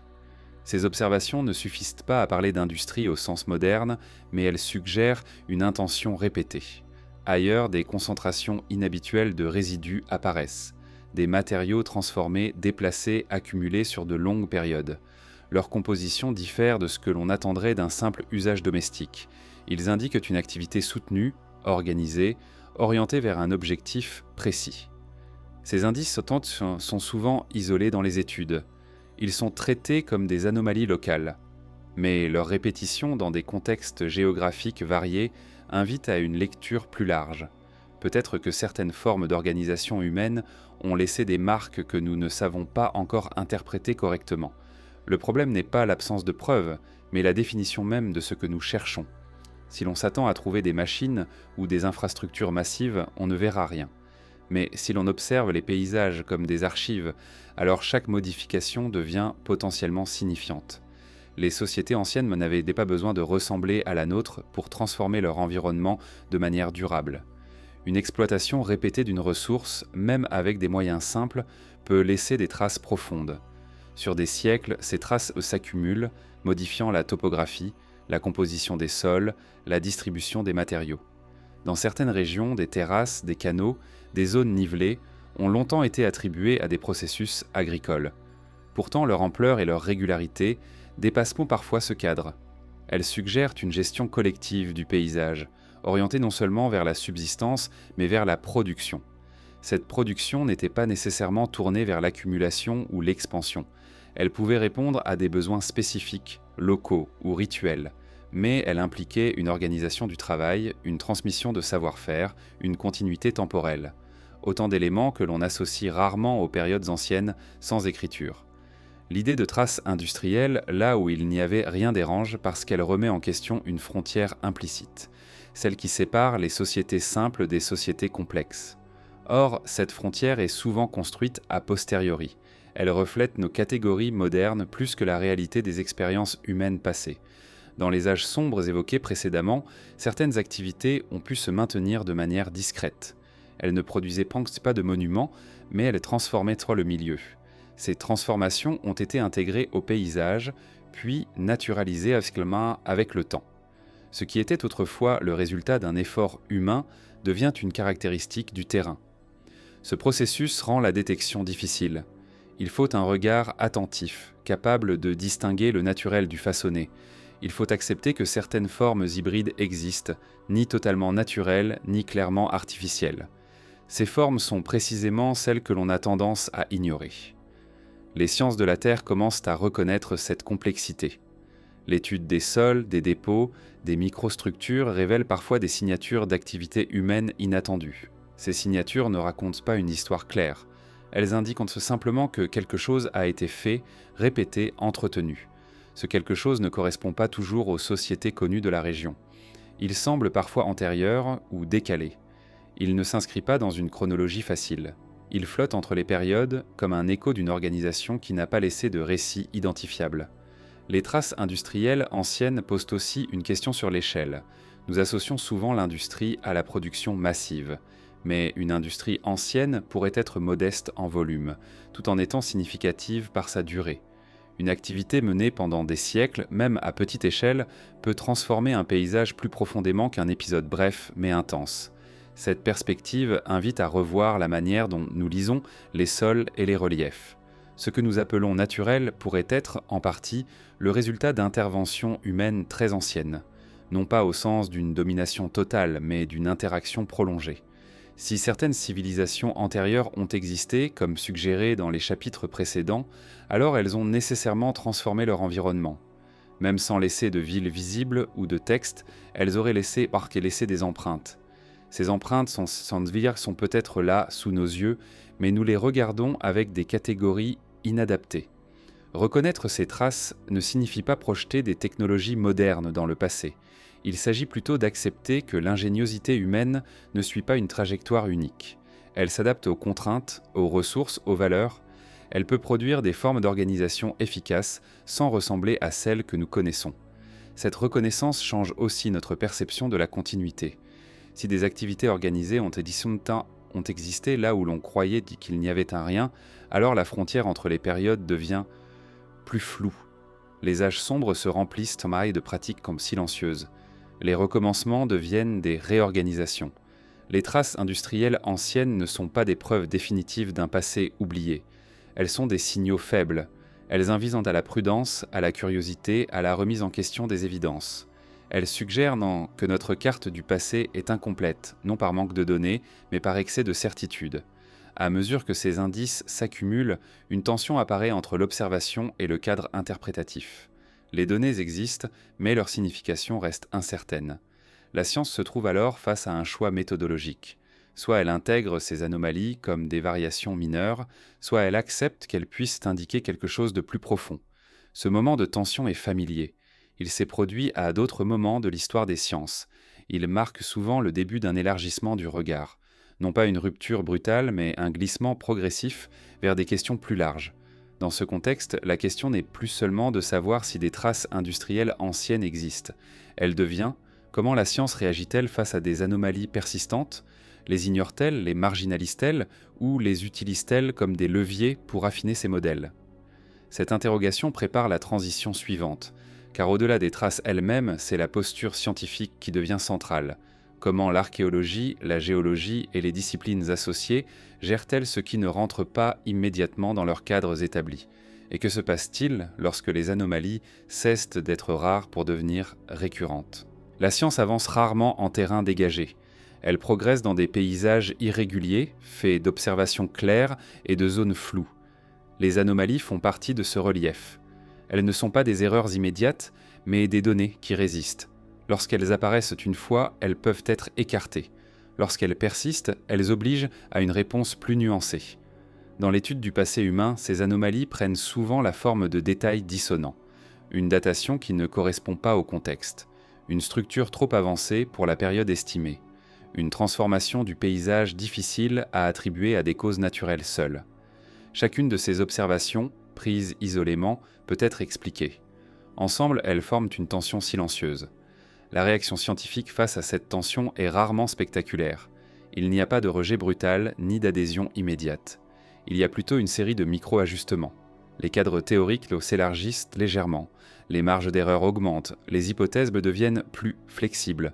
Ce processus est lent, prudent, parfois imperceptible. Cette prudence n'est pas un défaut, elle est une condition de la rigueur. La science ne peut pas se permettre de reconstruire des modèles entiers sur la base de quelques incohérences. Elle doit tester, comparer, vérifier. Mais cette même prudence peut devenir une inertie lorsque les anomalies cessent d'être marginales. Dans le cas des civilisations anciennes hypothétiques, les anomalies en persistent depuis longtemps. Elles apparaissent dans des disciplines différentes, étudiées par des chercheurs qui ne travaillent pas ensemble. Archéologues, géologues, historiens, des spécialistes des paysages. Chacun rencontre des données qui ne s'alignent pas parfaitement avec le récit dominant. Le problème n'est pas que ces données soient ignorées, elles sont publiées, discutées, parfois débattues, mais elles sont souvent confinées à des niches spécialisées. Elles n'affectent pas immédiatement le récit général, car leur intégration demanderait une révision plus large, plus coûteuse sur le plan conceptuel. Ce phénomène est bien connu dans l'histoire des sciences. Les cadres explicatifs résistent au changement tant qu'ils restent fonctionnels. Ils absorbent les anomalies comme des exceptions. Ce n'est que lorsque ces exceptions deviennent trop nombreuses ou trop structurées qu'un déplacement devient inévitable. Dans le domaine du passé humain, ce seuil est difficile à définir. Les données sont fragmentaires, les interprétations dépendent fortement du contexte. Il est toujours possible de proposer une explication locale, mais à mesure que des motifs similaires apparaissent dans des régions éloignées, la logique locale s'affaiblit. La science face aux anomalies persistantes se trouve alors dans une position délicate. Elle doit maintenir sa crédibilité tout en restant ouverte. Elle doit éviter la spéculation excessive sans fermer la porte à des hypothèses nouvelles. Cet équilibre est difficile, surtout lorsqu'il touche à des récits profondément ancrés. Le récit d'une civilisation humaine, unique, linéaire, progressive, est simple à transmettre. Il est compatible avec de nombreuses observations. Il fournit une structure claire. Le remettre en question ne nécessite pas seulement de nouvelles données, mais une nouvelle manière de les relier. C'est souvent là que la résistance apparaît. Non pas par refus des faits, mais par attachement à la cohérence existante. Modifier le cadre implique de réinterpréter des décennies de recherche. Cela demande du temps, de l'énergie et une acceptation collective. Pourtant, l'histoire montre que ces transitions finissent par se produire. Elles ne commencent pas par des affirmations radicales, mais par une accumulation patiente de travaux périphériques. Des chercheurs explorent dans des marges. Ils publient pour des études prudentes. Peu à peu, un espace se crée. Dans cet espace, certaines questions deviennent légitimes. Peut-on envisager des phases de civilisation plus anciennes, aujourd'hui presque effacées? Peut-on admettre que certaines capacités humaines aient été atteintes puis perdues? Peut-on considérer que la mémoire matérielle du passé est plus fragmentaire que prévu? Ces questions ne trouvent pas de réponse définitive. Elles ouvrent des programmes de recherche. Elles invitent à croiser les disciplines, à comparer des données jusque-là séparées. Elles déplacent le centre de gravité de l'analyse. La science n'est pas monolithique. Elle est composée de communautés, de traditions, de méthodes. Certaines sont plus ouvertes à l'exploration des anomalies, d'autres privilégient la stabilité des modèles éprouvés. Cette diversité est une force, mais elle ralentit parfois les changements de perspective. Dans le cas présent, l'enjeu dépasse la simple datation d'un site ou l'interprétation d'un objet. Il touche à notre compréhension globale de l'histoire humaine. Accepter l'existence possible de cycles de civilisation implique de repenser la notion de progrès, de perte et de continuité. Cette acceptation ne se fait pas sans résistance, car elle brouille des frontières conceptuelles. Elle rend le passé moins prévisible, moins ordonné. Elle introduit une incertitude durable. Mais cette incertitude est peut-être plus fidèle à la réalité que la clarté artificielle. La science face aux anomalies persistantes n'est donc pas en crise, elle est en tension. Une tension productive mais inconfortable. Elle force à affiner les méthodes, à multiplier les comparaisons, à accepter des zones d'ombre. Ces zones d'ombre ne sont pas des échecs, elles sont des invitations. Elles rappellent que notre connaissance du passé repose sur des fragments et que ces fragments peuvent être interprétés de plusieurs manières. La certitude absolue est rare, la probabilité raisonnée est la norme. À mesure que les outils d'analyse se perfectionnent, certaines anomalies deviennent plus nettes. Les datations gagnent en précision. Les analyses de matériaux révèlent des détails invisibles auparavant. Les paysages sont cartographiés avec une finesse nouvelle. Ces avancées ne ferment pas les questions, elles les déplacent. Ce déplacement est souvent discret. Il ne fait pas la une des revues, mais il modifie progressivement le terrain. Ce qui semblait autrefois improbable devient envisageable. Ce qui était marginal devient pertinent. Dans ce processus, la science ne renonce pas à sa rigueur. Elle l'approfondit. Elle apprend à distinguer entre spéculation gratuite et hypothèse exploratoire. Elle développe des outils pour tester l'inconfort sans s'y perdre. Ce moment est crucial, car la manière dont la science traite les anomalies aujourd'hui influence ce que nous accepterons demain. Les questions que nous jugeons légitimes déterminent les réponses que nous pouvons recevoir. Si les anomalies persistent, ce n'est peut-être pas parce qu'elles sont mal comprises, mais parce qu'elles pointent vers un cadre incomplet. Elles signalent que quelque chose manque dans notre récit. Pas nécessairement un élément spectaculaire, mais une dimension supplémentaire. Cette dimension pourrait être temporelle. Elle pourrait impliquer des durées plus longues, des cycles plus nombreux, des pertes plus fréquentes. Elle pourrait suggérer que l'histoire humaine n'est pas une montée unique, mais une série de tentatives. La science, confrontée à cette possibilité, avance avec prudence. Elle observe, elle compare, elle doute. Ce doute n'est pas une faiblesse. Il est la condition d'une compréhension plus profonde. À ce stade, une autre question devient inévitable. Si la science hésite face à ces anomalies, c'est peut-être parce que l'archéologie elle-même se trouve à une frontière. Une frontière entre ce qui peut être interprété avec les outils actuels et ce qui demande une approche différente. Car lorsque les données s'accumulent sans se résoudre, ce n'est pas toujours la réponse qui manque, mais la question elle-même. Et peut-être que l'archéologie, confrontée à ces anomalies persistantes, est en train de s'approcher d'un point où elle doit hésiter, non par faiblesse, mais parce qu'elle perçoit les limites de ses propres cadres. Cette hésitation ouvre naturellement vers une réflexion plus intime. Que se passe-t-il lorsque l'archéologie elle-même doute ? Lorsque les outils conceptuels semblent insuffisants pour relier ce qui est observé, cette zone de flottement, rarement évoquée, pourrait bien être le lieu où se prépare la prochaine transformation de notre compréhension du passé. Il arrive un moment, rarement formulé explicitement, où une discipline ralentit. Les données continuent d'affluer, les méthodes s'affinent, les publications se multiplient, mais une forme d'hésitation s'installe. Ce n'est pas un arrêt ni un refus, c'est un seuil. L'archéologie, confrontée à certaines accumulations d'indices, semble parfois atteindre ce point discret où les certitudes deviennent plus coûteuses que le doute. Cette hésitation ne se manifeste pas par de grandes déclarations. Elle apparaît dans les marges, dans des notes prudentes, dans des formulations conditionnelles, dans des conclusions qui s'ouvrent plus qu'elles ne ferment. Elle se lit entre les lignes, là où l'on reconnaît que les données ne s'alignent pas parfaitement, sans pour autant proposer une alternative claire. L'archéologie repose sur des fragments. Elle reconstruit à partir de restes incomplets, déplacés, altérés. Cette condition a toujours imposé une part d'interprétation. Mais lorsque les fragments commencent à suggérer des motifs incompatibles avec le cadre général, l'interprétation devient plus délicate. Il ne s'agit plus de combler des vides, mais de reconnaître des contradictions. Ces contradictions ne sont pas toujours spectaculaires, elles sont souvent modestes. Une couche trop ancienne pour le type de structure qu'elle contient. une continuité technique là où une rupture est attendue, une absence de transition là où l'évolution devrait être visible. Chacune de ces observations peut être expliquée isolément. Ensemble, elles produisent une tension diffuse. L'archéologie hésite alors non sur les faits, mais sur leur articulation. Comment relier des données qui semblent pointer dans des directions différentes?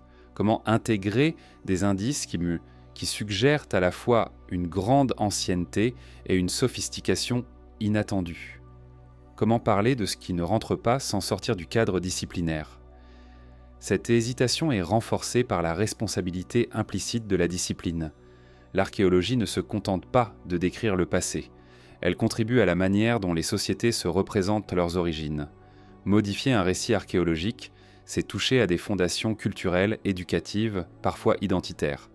Cette dimension ajoute une prudence supplémentaire. Il ne s'agit pas de censure, mais de stabilité. Les récits archéologiques sont intégrés à des manuels, à des programmes, à des représentations collectives. Les transformer demande plus que des données. Cela demande un consensus progressif, rarement atteint rapidement. Face à cette inertie structurelle, certaines questions sont mises en attente. Elles ne sont pas rejetées, mais différées. On reconnaît qu'elles sont intéressantes, mais prématurées. Cette posture est compréhensible. Elle protège la discipline contre les dérives spéculatives, mais elle a un effet secondaire. Elle crée des zones de silence prolongé.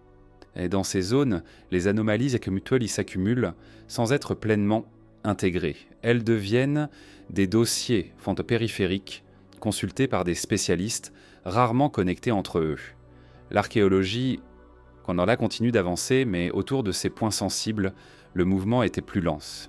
Cette lenteur est parfois interprétée comme une résistance. En réalité, elle reflète une difficulté conceptuelle. Les outils théoriques disponibles ont été conçus pour un certain type de passé. Un passé où les transitions sont progressives, où les innovations s'accumulent, où les ruptures sont rares et localisées. Lorsque le passé suggéré est plus discontinu, plus cyclique, ces outils montrent leurs limites. L'archéologie hésite parce qu'elle perçoit cette limite.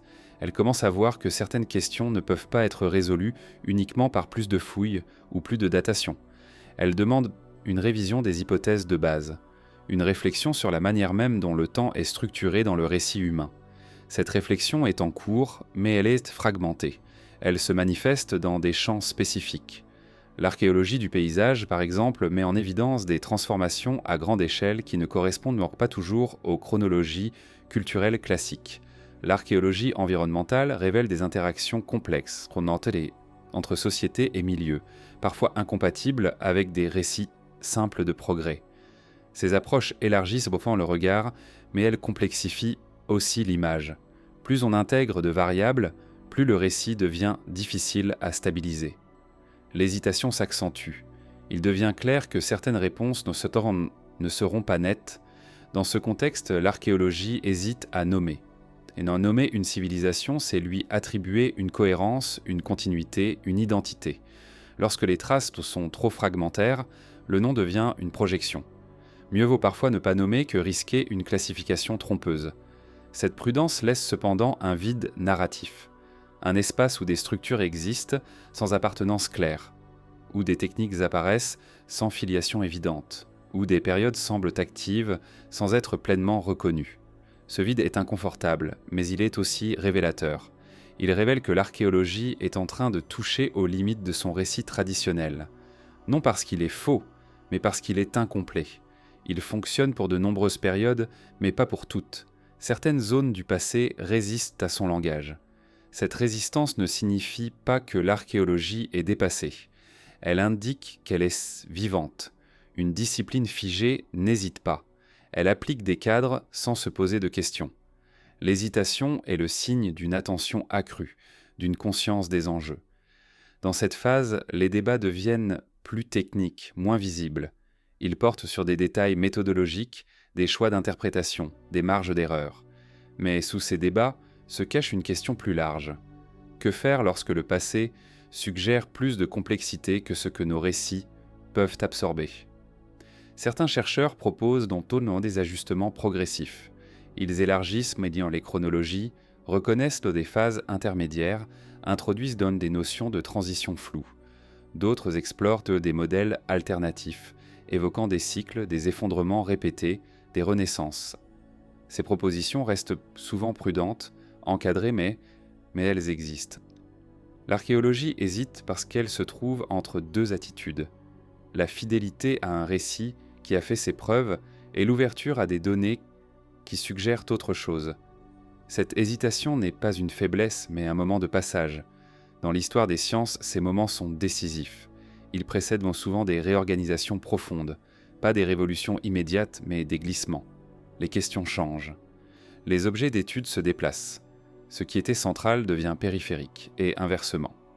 Pour l'archéologie, ce glissement pourrait consister à accepter que certaines civilisations aient existé sans laisser de continuité lisible, que certaines phases de complexité aient été suivies de pertes massives, que le passé humain soit moins linéaire qu'on ne l'a longtemps cru. Cette acceptation ne demande pas de certitude absolue.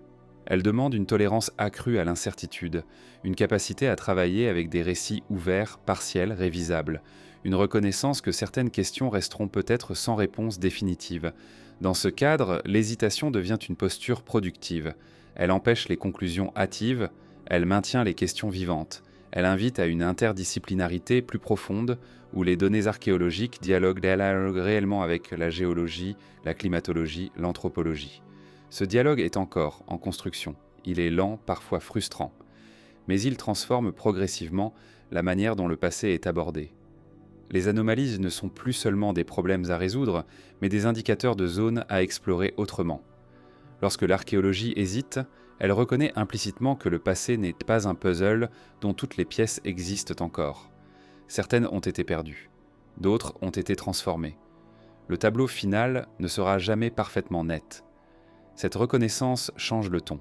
Elle rend le discours plus humble, plus attentif. Elle ouvre la possibilité que certaines structures, certaines techniques, certaines organisations aient existé sans jamais être pleinement intégrées à notre récit. À ce stade, une autre question commence à émerger.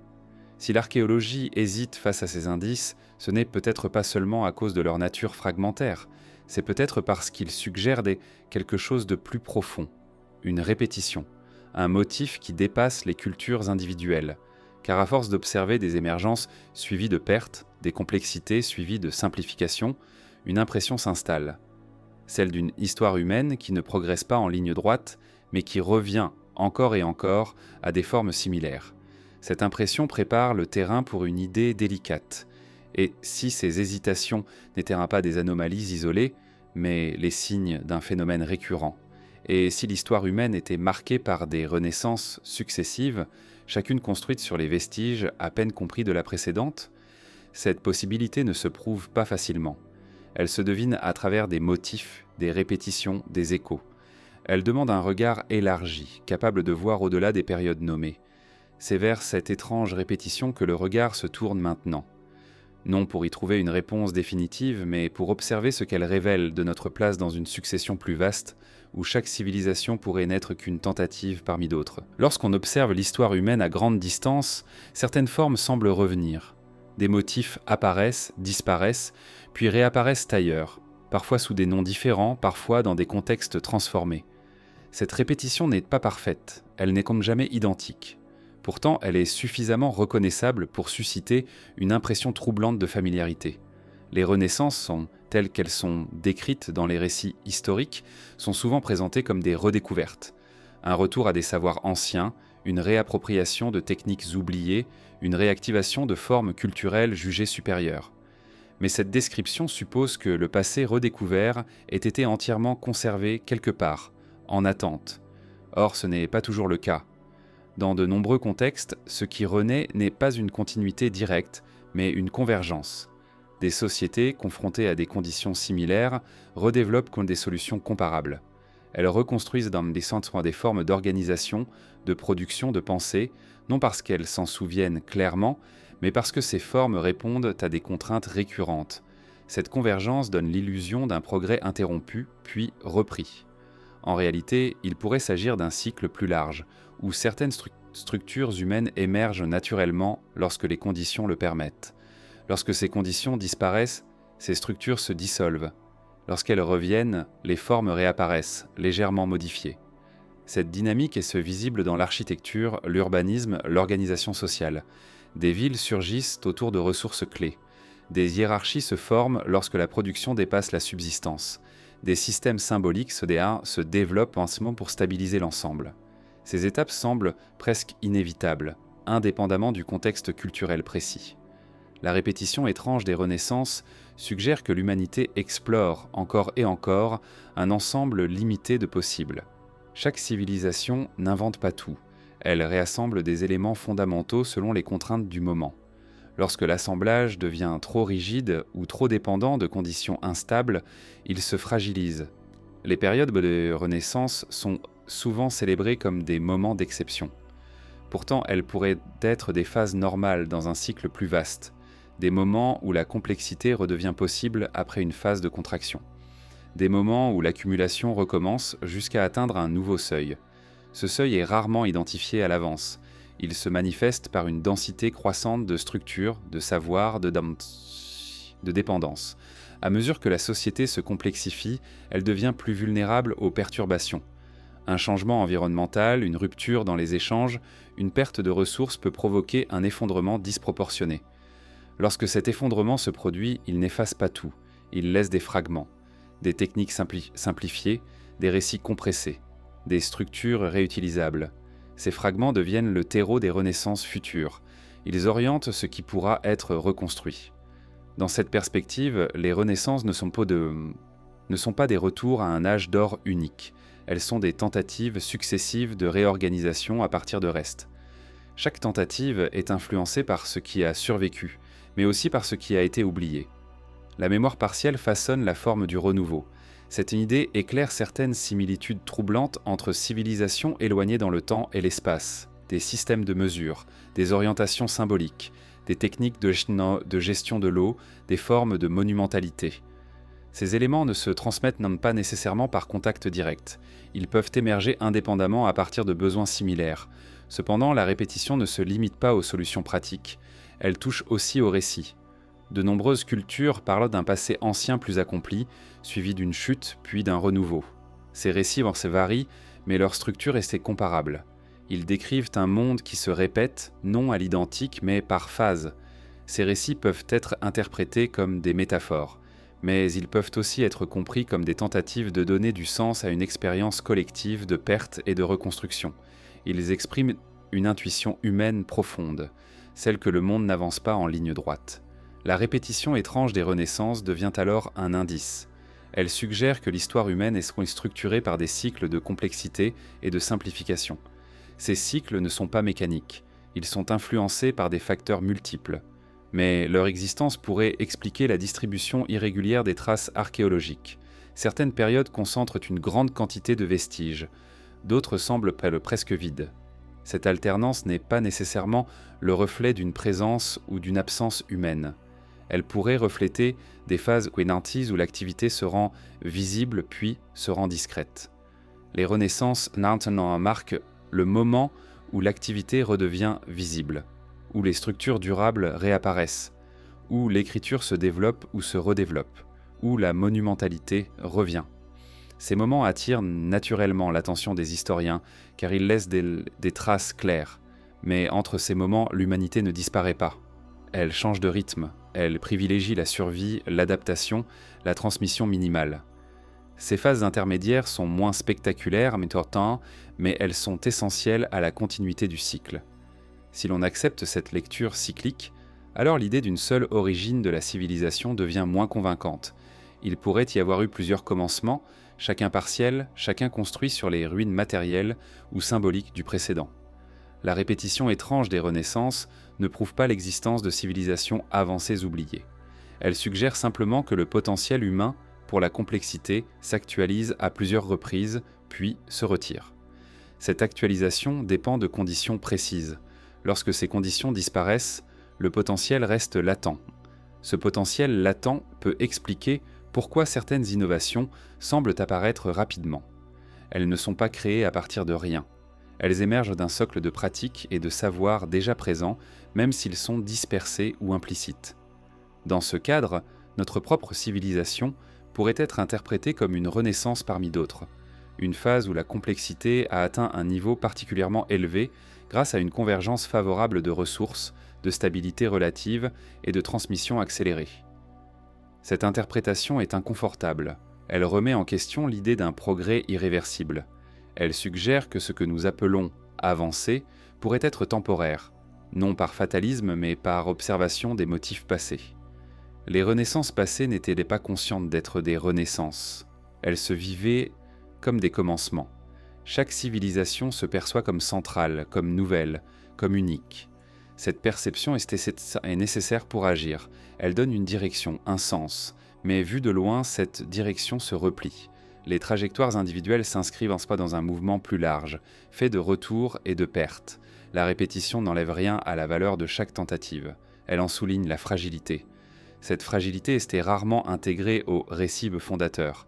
Les civilisations préfèrent se voir comme culminantes. Elles racontent leur ascension, rarement leur potentiel déclin. Pourtant, les traces du passé suggèrent que chaque renaissance porte en elle les germes de sa propre fin. Cette observation ne conduit pas nécessairement au pessimisme. Elle peut aussi inviter à une forme de lucidité. Comprendre que l'histoire humaine est faite de cycles permet de relativiser l'exceptionnalisme.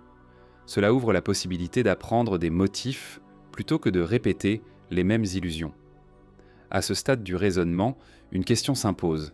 Si les renaissances se répètent, si les civilisations émergent et disparaissent, alors certaines ont pu atteindre un degré de complexité suffisant pour laisser des traces durables, sans pour autant être intégrées à notre récit.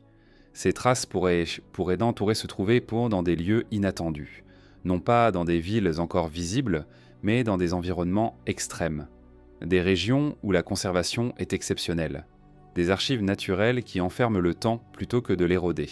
Parmi ces archives, certaines sont silencieuses depuis des millénaires. Elles ne racontent rien directement, mais elles conservent.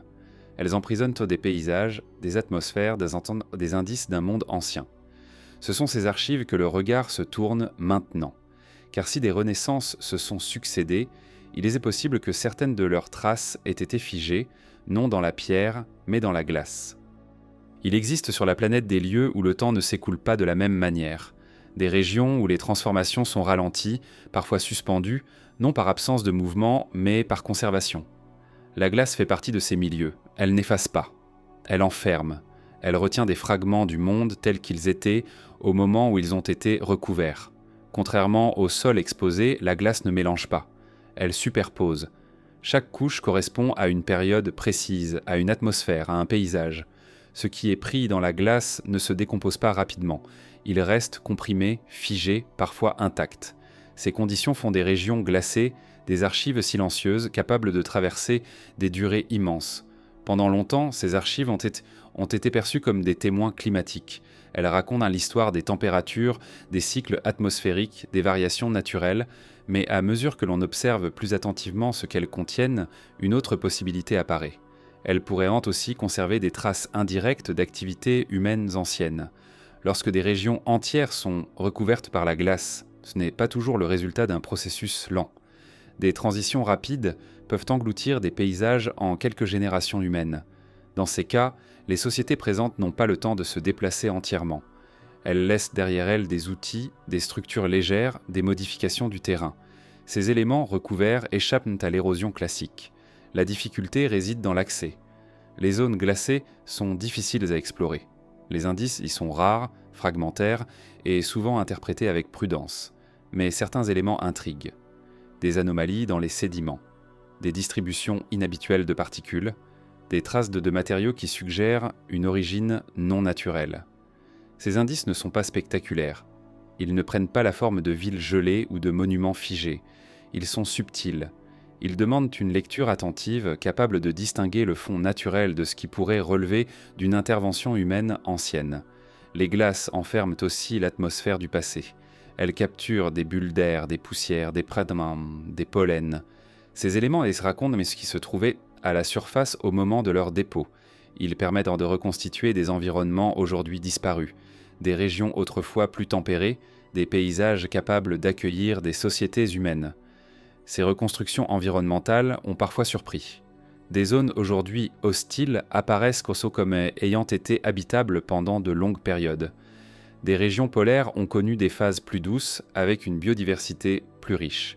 Ces phases correspondent à des moments où l'humanité était déjà présente ailleurs sur la planète. Cette coexistence temporelle pose une question discrète. Si des régions aujourd'hui glacées étaient autrefois accessibles, pourraient-elles avoir abrité des populations humaines dont les traces ont été ensuite recouvertes ? La glace aurait alors agi non comme un destructeur, mais comme un conservateur imparfait. Les archives glaciaires montrent aussi des transitions abruptes, des changements rapides dans la composition atmosphérique, des augmentations soudaines de certaines particules. Ces signaux sont étudiés principalement dans une perspective climatique, mais ils pourraient aussi refléter des perturbations plus larges des paysages, incluant des activités humaines étendues. Il est important de rester prudent. Les glaces ne racontent pas d'histoires humaines directement. Elles fournissent des indices contextuels. Elles décrivent le cadre, non l'action, mais ce cadre est essentiel. Il définit ce qui était possible. Lorsque l'on croise ces données avec les anomalies évoquées dans les chapitres précédents, une cohérence fragile apparaît. Des périodes de transformation rapides, des régions englouties, des civilisations peut-être présentes dans des zones aujourd'hui inaccessibles, des renaissances suivies de disparitions. La glace, dans ce contexte, devient un témoin silencieux d'un monde remodelé. Elle ne confirme rien à elle seule, mais elle complique l'idée d'un passé simple et linéaire. Elle montre que les environnements ont changé plus vite que la mémoire humaine n'a pu le suivre. Les archives glaciaires ont une autre particularité. Elles sont en train de disparaître. Le réchauffement actuel expose des couches longtemps inaccessibles. Des paysages émergent après des millénaires d'oubli. Des objets apparaissent, parfois clairement humains, parfois ambigus.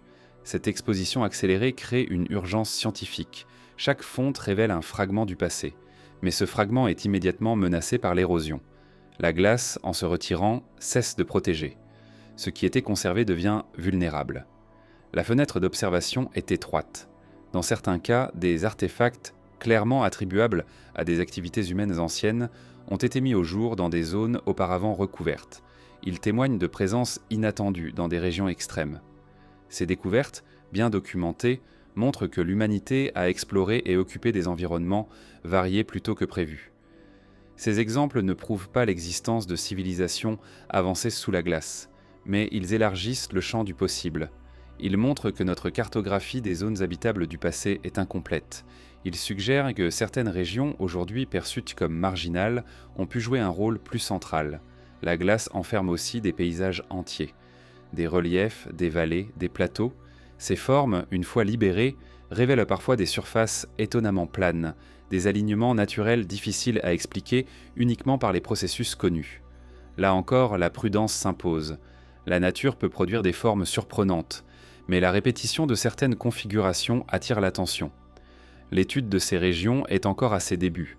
Les outils sont récents, les données fragmentaires. Mais l'intérêt grandit.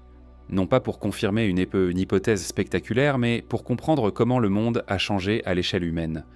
Ce que les glaces ont enfermé n'est pas une vérité cachée, prête à être révélée. C'est un potentiel d'information. Une archive partielle, biaisée, mais précieuse. Elle rappelle que de vastes portions du passé humain ont été soustraites à l'observation directe pendant des millénaires. Cette soustraction n'est pas neutre. Elle influence la manière dont nous racontons notre histoire. Ce qui n'est pas visible n'est pas intégré. Ce qui est intégré devient central. La glace, en cachant, a façonné notre récit autant que l'érosion ailleurs. À mesure que ces archives s'ouvrent, même partiellement, elles posent des questions nouvelles. Elles invitent à reconsidérer la distribution spatiale des civilisations passées. Elles suggèrent en fait que certains chapitres ont pu se dérouler dans des lieux que nous avons longtemps considérés comme vides. Cette possibilité ne transforme pas immédiatement notre compréhension. Elle l'élargit. Elle ajoute une dimension supplémentaire à un tableau déjà complexe. Elle rappelle que le passé humain est inscrit dans un monde dynamique, où les archives naturelles jouent un rôle décisif. Si certaines traces ont été enfermées dans la glace, alors d'autres ont pu être conservées ailleurs, dans des environnements tout aussi extrêmes. Des zones où le temps agit différemment, des milieux qui protègent en isolant. Mais au-delà de ces archives spécifiques, une question demeure. Si des civilisations ont existé avant la nôtre, Si certaines ont laissé des traces à peine perceptibles, alors que reste-t-il de celles qui ont survécu à ces effacements ? Peut-être que certaines n'ont pas laissé de villes, ni de monuments, ni de récits durables. Peut-être qu'elles ont simplement transmis quelque chose de plus discret, une adaptation, une lignée humaine, des survivants intégrés ailleurs. Cette idée mène naturellement vers la dernière étape de ce parcours. Car au-delà des pierres, des cartes, des glaces, il reste une interrogation centrale.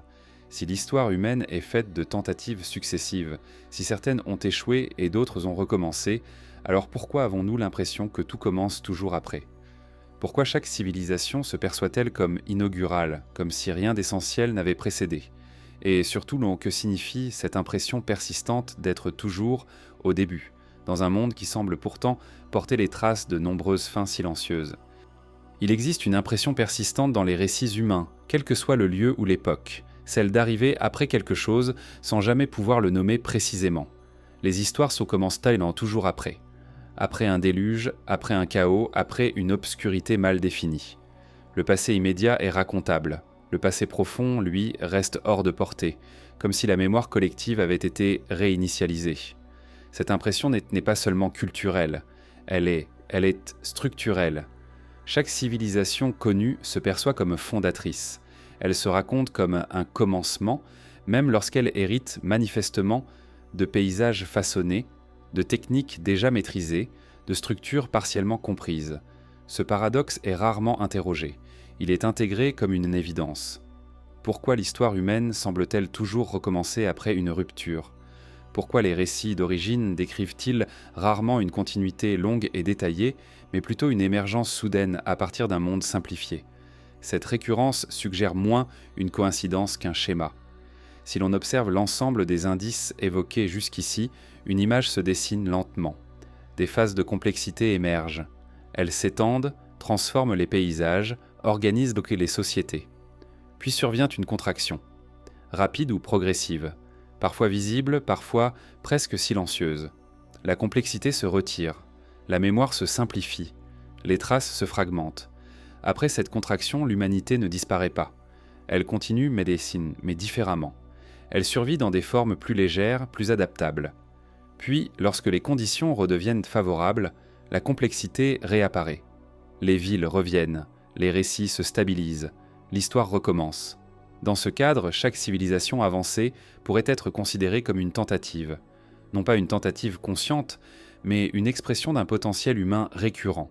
Ce potentiel se manifeste lorsque les contraintes environnementales, sociales et matérielles le permettent. Il se retire lorsque ces conditions se dégradent. La notion de tentative n'implique ni échec ni succès définitif. Elle décrit un processus, une exploration répétée des mêmes possibilités fondamentales. Organiser, produire, transmettre, accumuler, puis simplifier, oublier, s'adapter. Chaque cycle laisse des restes, mais aucun ne laisse tout. Si l'on accepte cette lecture, alors notre civilisation actuelle n'est pas une exception absolue. Elle est une occurrence parmi d'autres. Peut-être plus visible, plus documentée, plus étendue, mais pas nécessairement unique dans son principe. L'idée d'une 7e tentative n'est pas une affirmation chiffrée. Elle ne désigne pas un compte exact. Elle symbolise une répétition suffisamment avancée pour laisser des traces multiples, sans jamais produire une continuité complète. Elle suggère que plusieurs mondes humains ont pu précéder le nôtre, chacun laissant derrière lui des fragments partiels. Ces fragments sont ce que nous avons observé. Des pierres trop précises, des villes mal datées, des cartes discordantes, des paysages transformés, des glaces qui conservent, des absences là où l'on attend des récits. Ensemble, s'ils ne racontent pas une histoire claire, ils dessinent un contour. Ce contour est celui d'une humanité qui n'avance pas sur une ligne unique, mais sur une surface irrégulière, marquée de montées et de replis. Chaque montée donne l'illusion d'un sommet définitif. Chaque repli efface une partie de ce qui a été atteint. Ce modèle explique pourquoi tant de civilisations semblent surgir déjà structurées. Elles ne partent pas de zéro. Elles héritent d'un monde déjà modifié, même si elles n'en comprennent plus l'origine. Elles trouvent dans des paysages prêts à l'emploi des ressources déjà accessibles, des structures qu'elles adaptent. Il explique aussi pourquoi l'histoire écrite commence tard. L'écriture apparaît dans des contextes où la stabilité est suffisante pour qu'elle soit maintenue, Avant cela, les supports sont trop fragiles, les sociétés trop mobiles, les priorités ailleurs.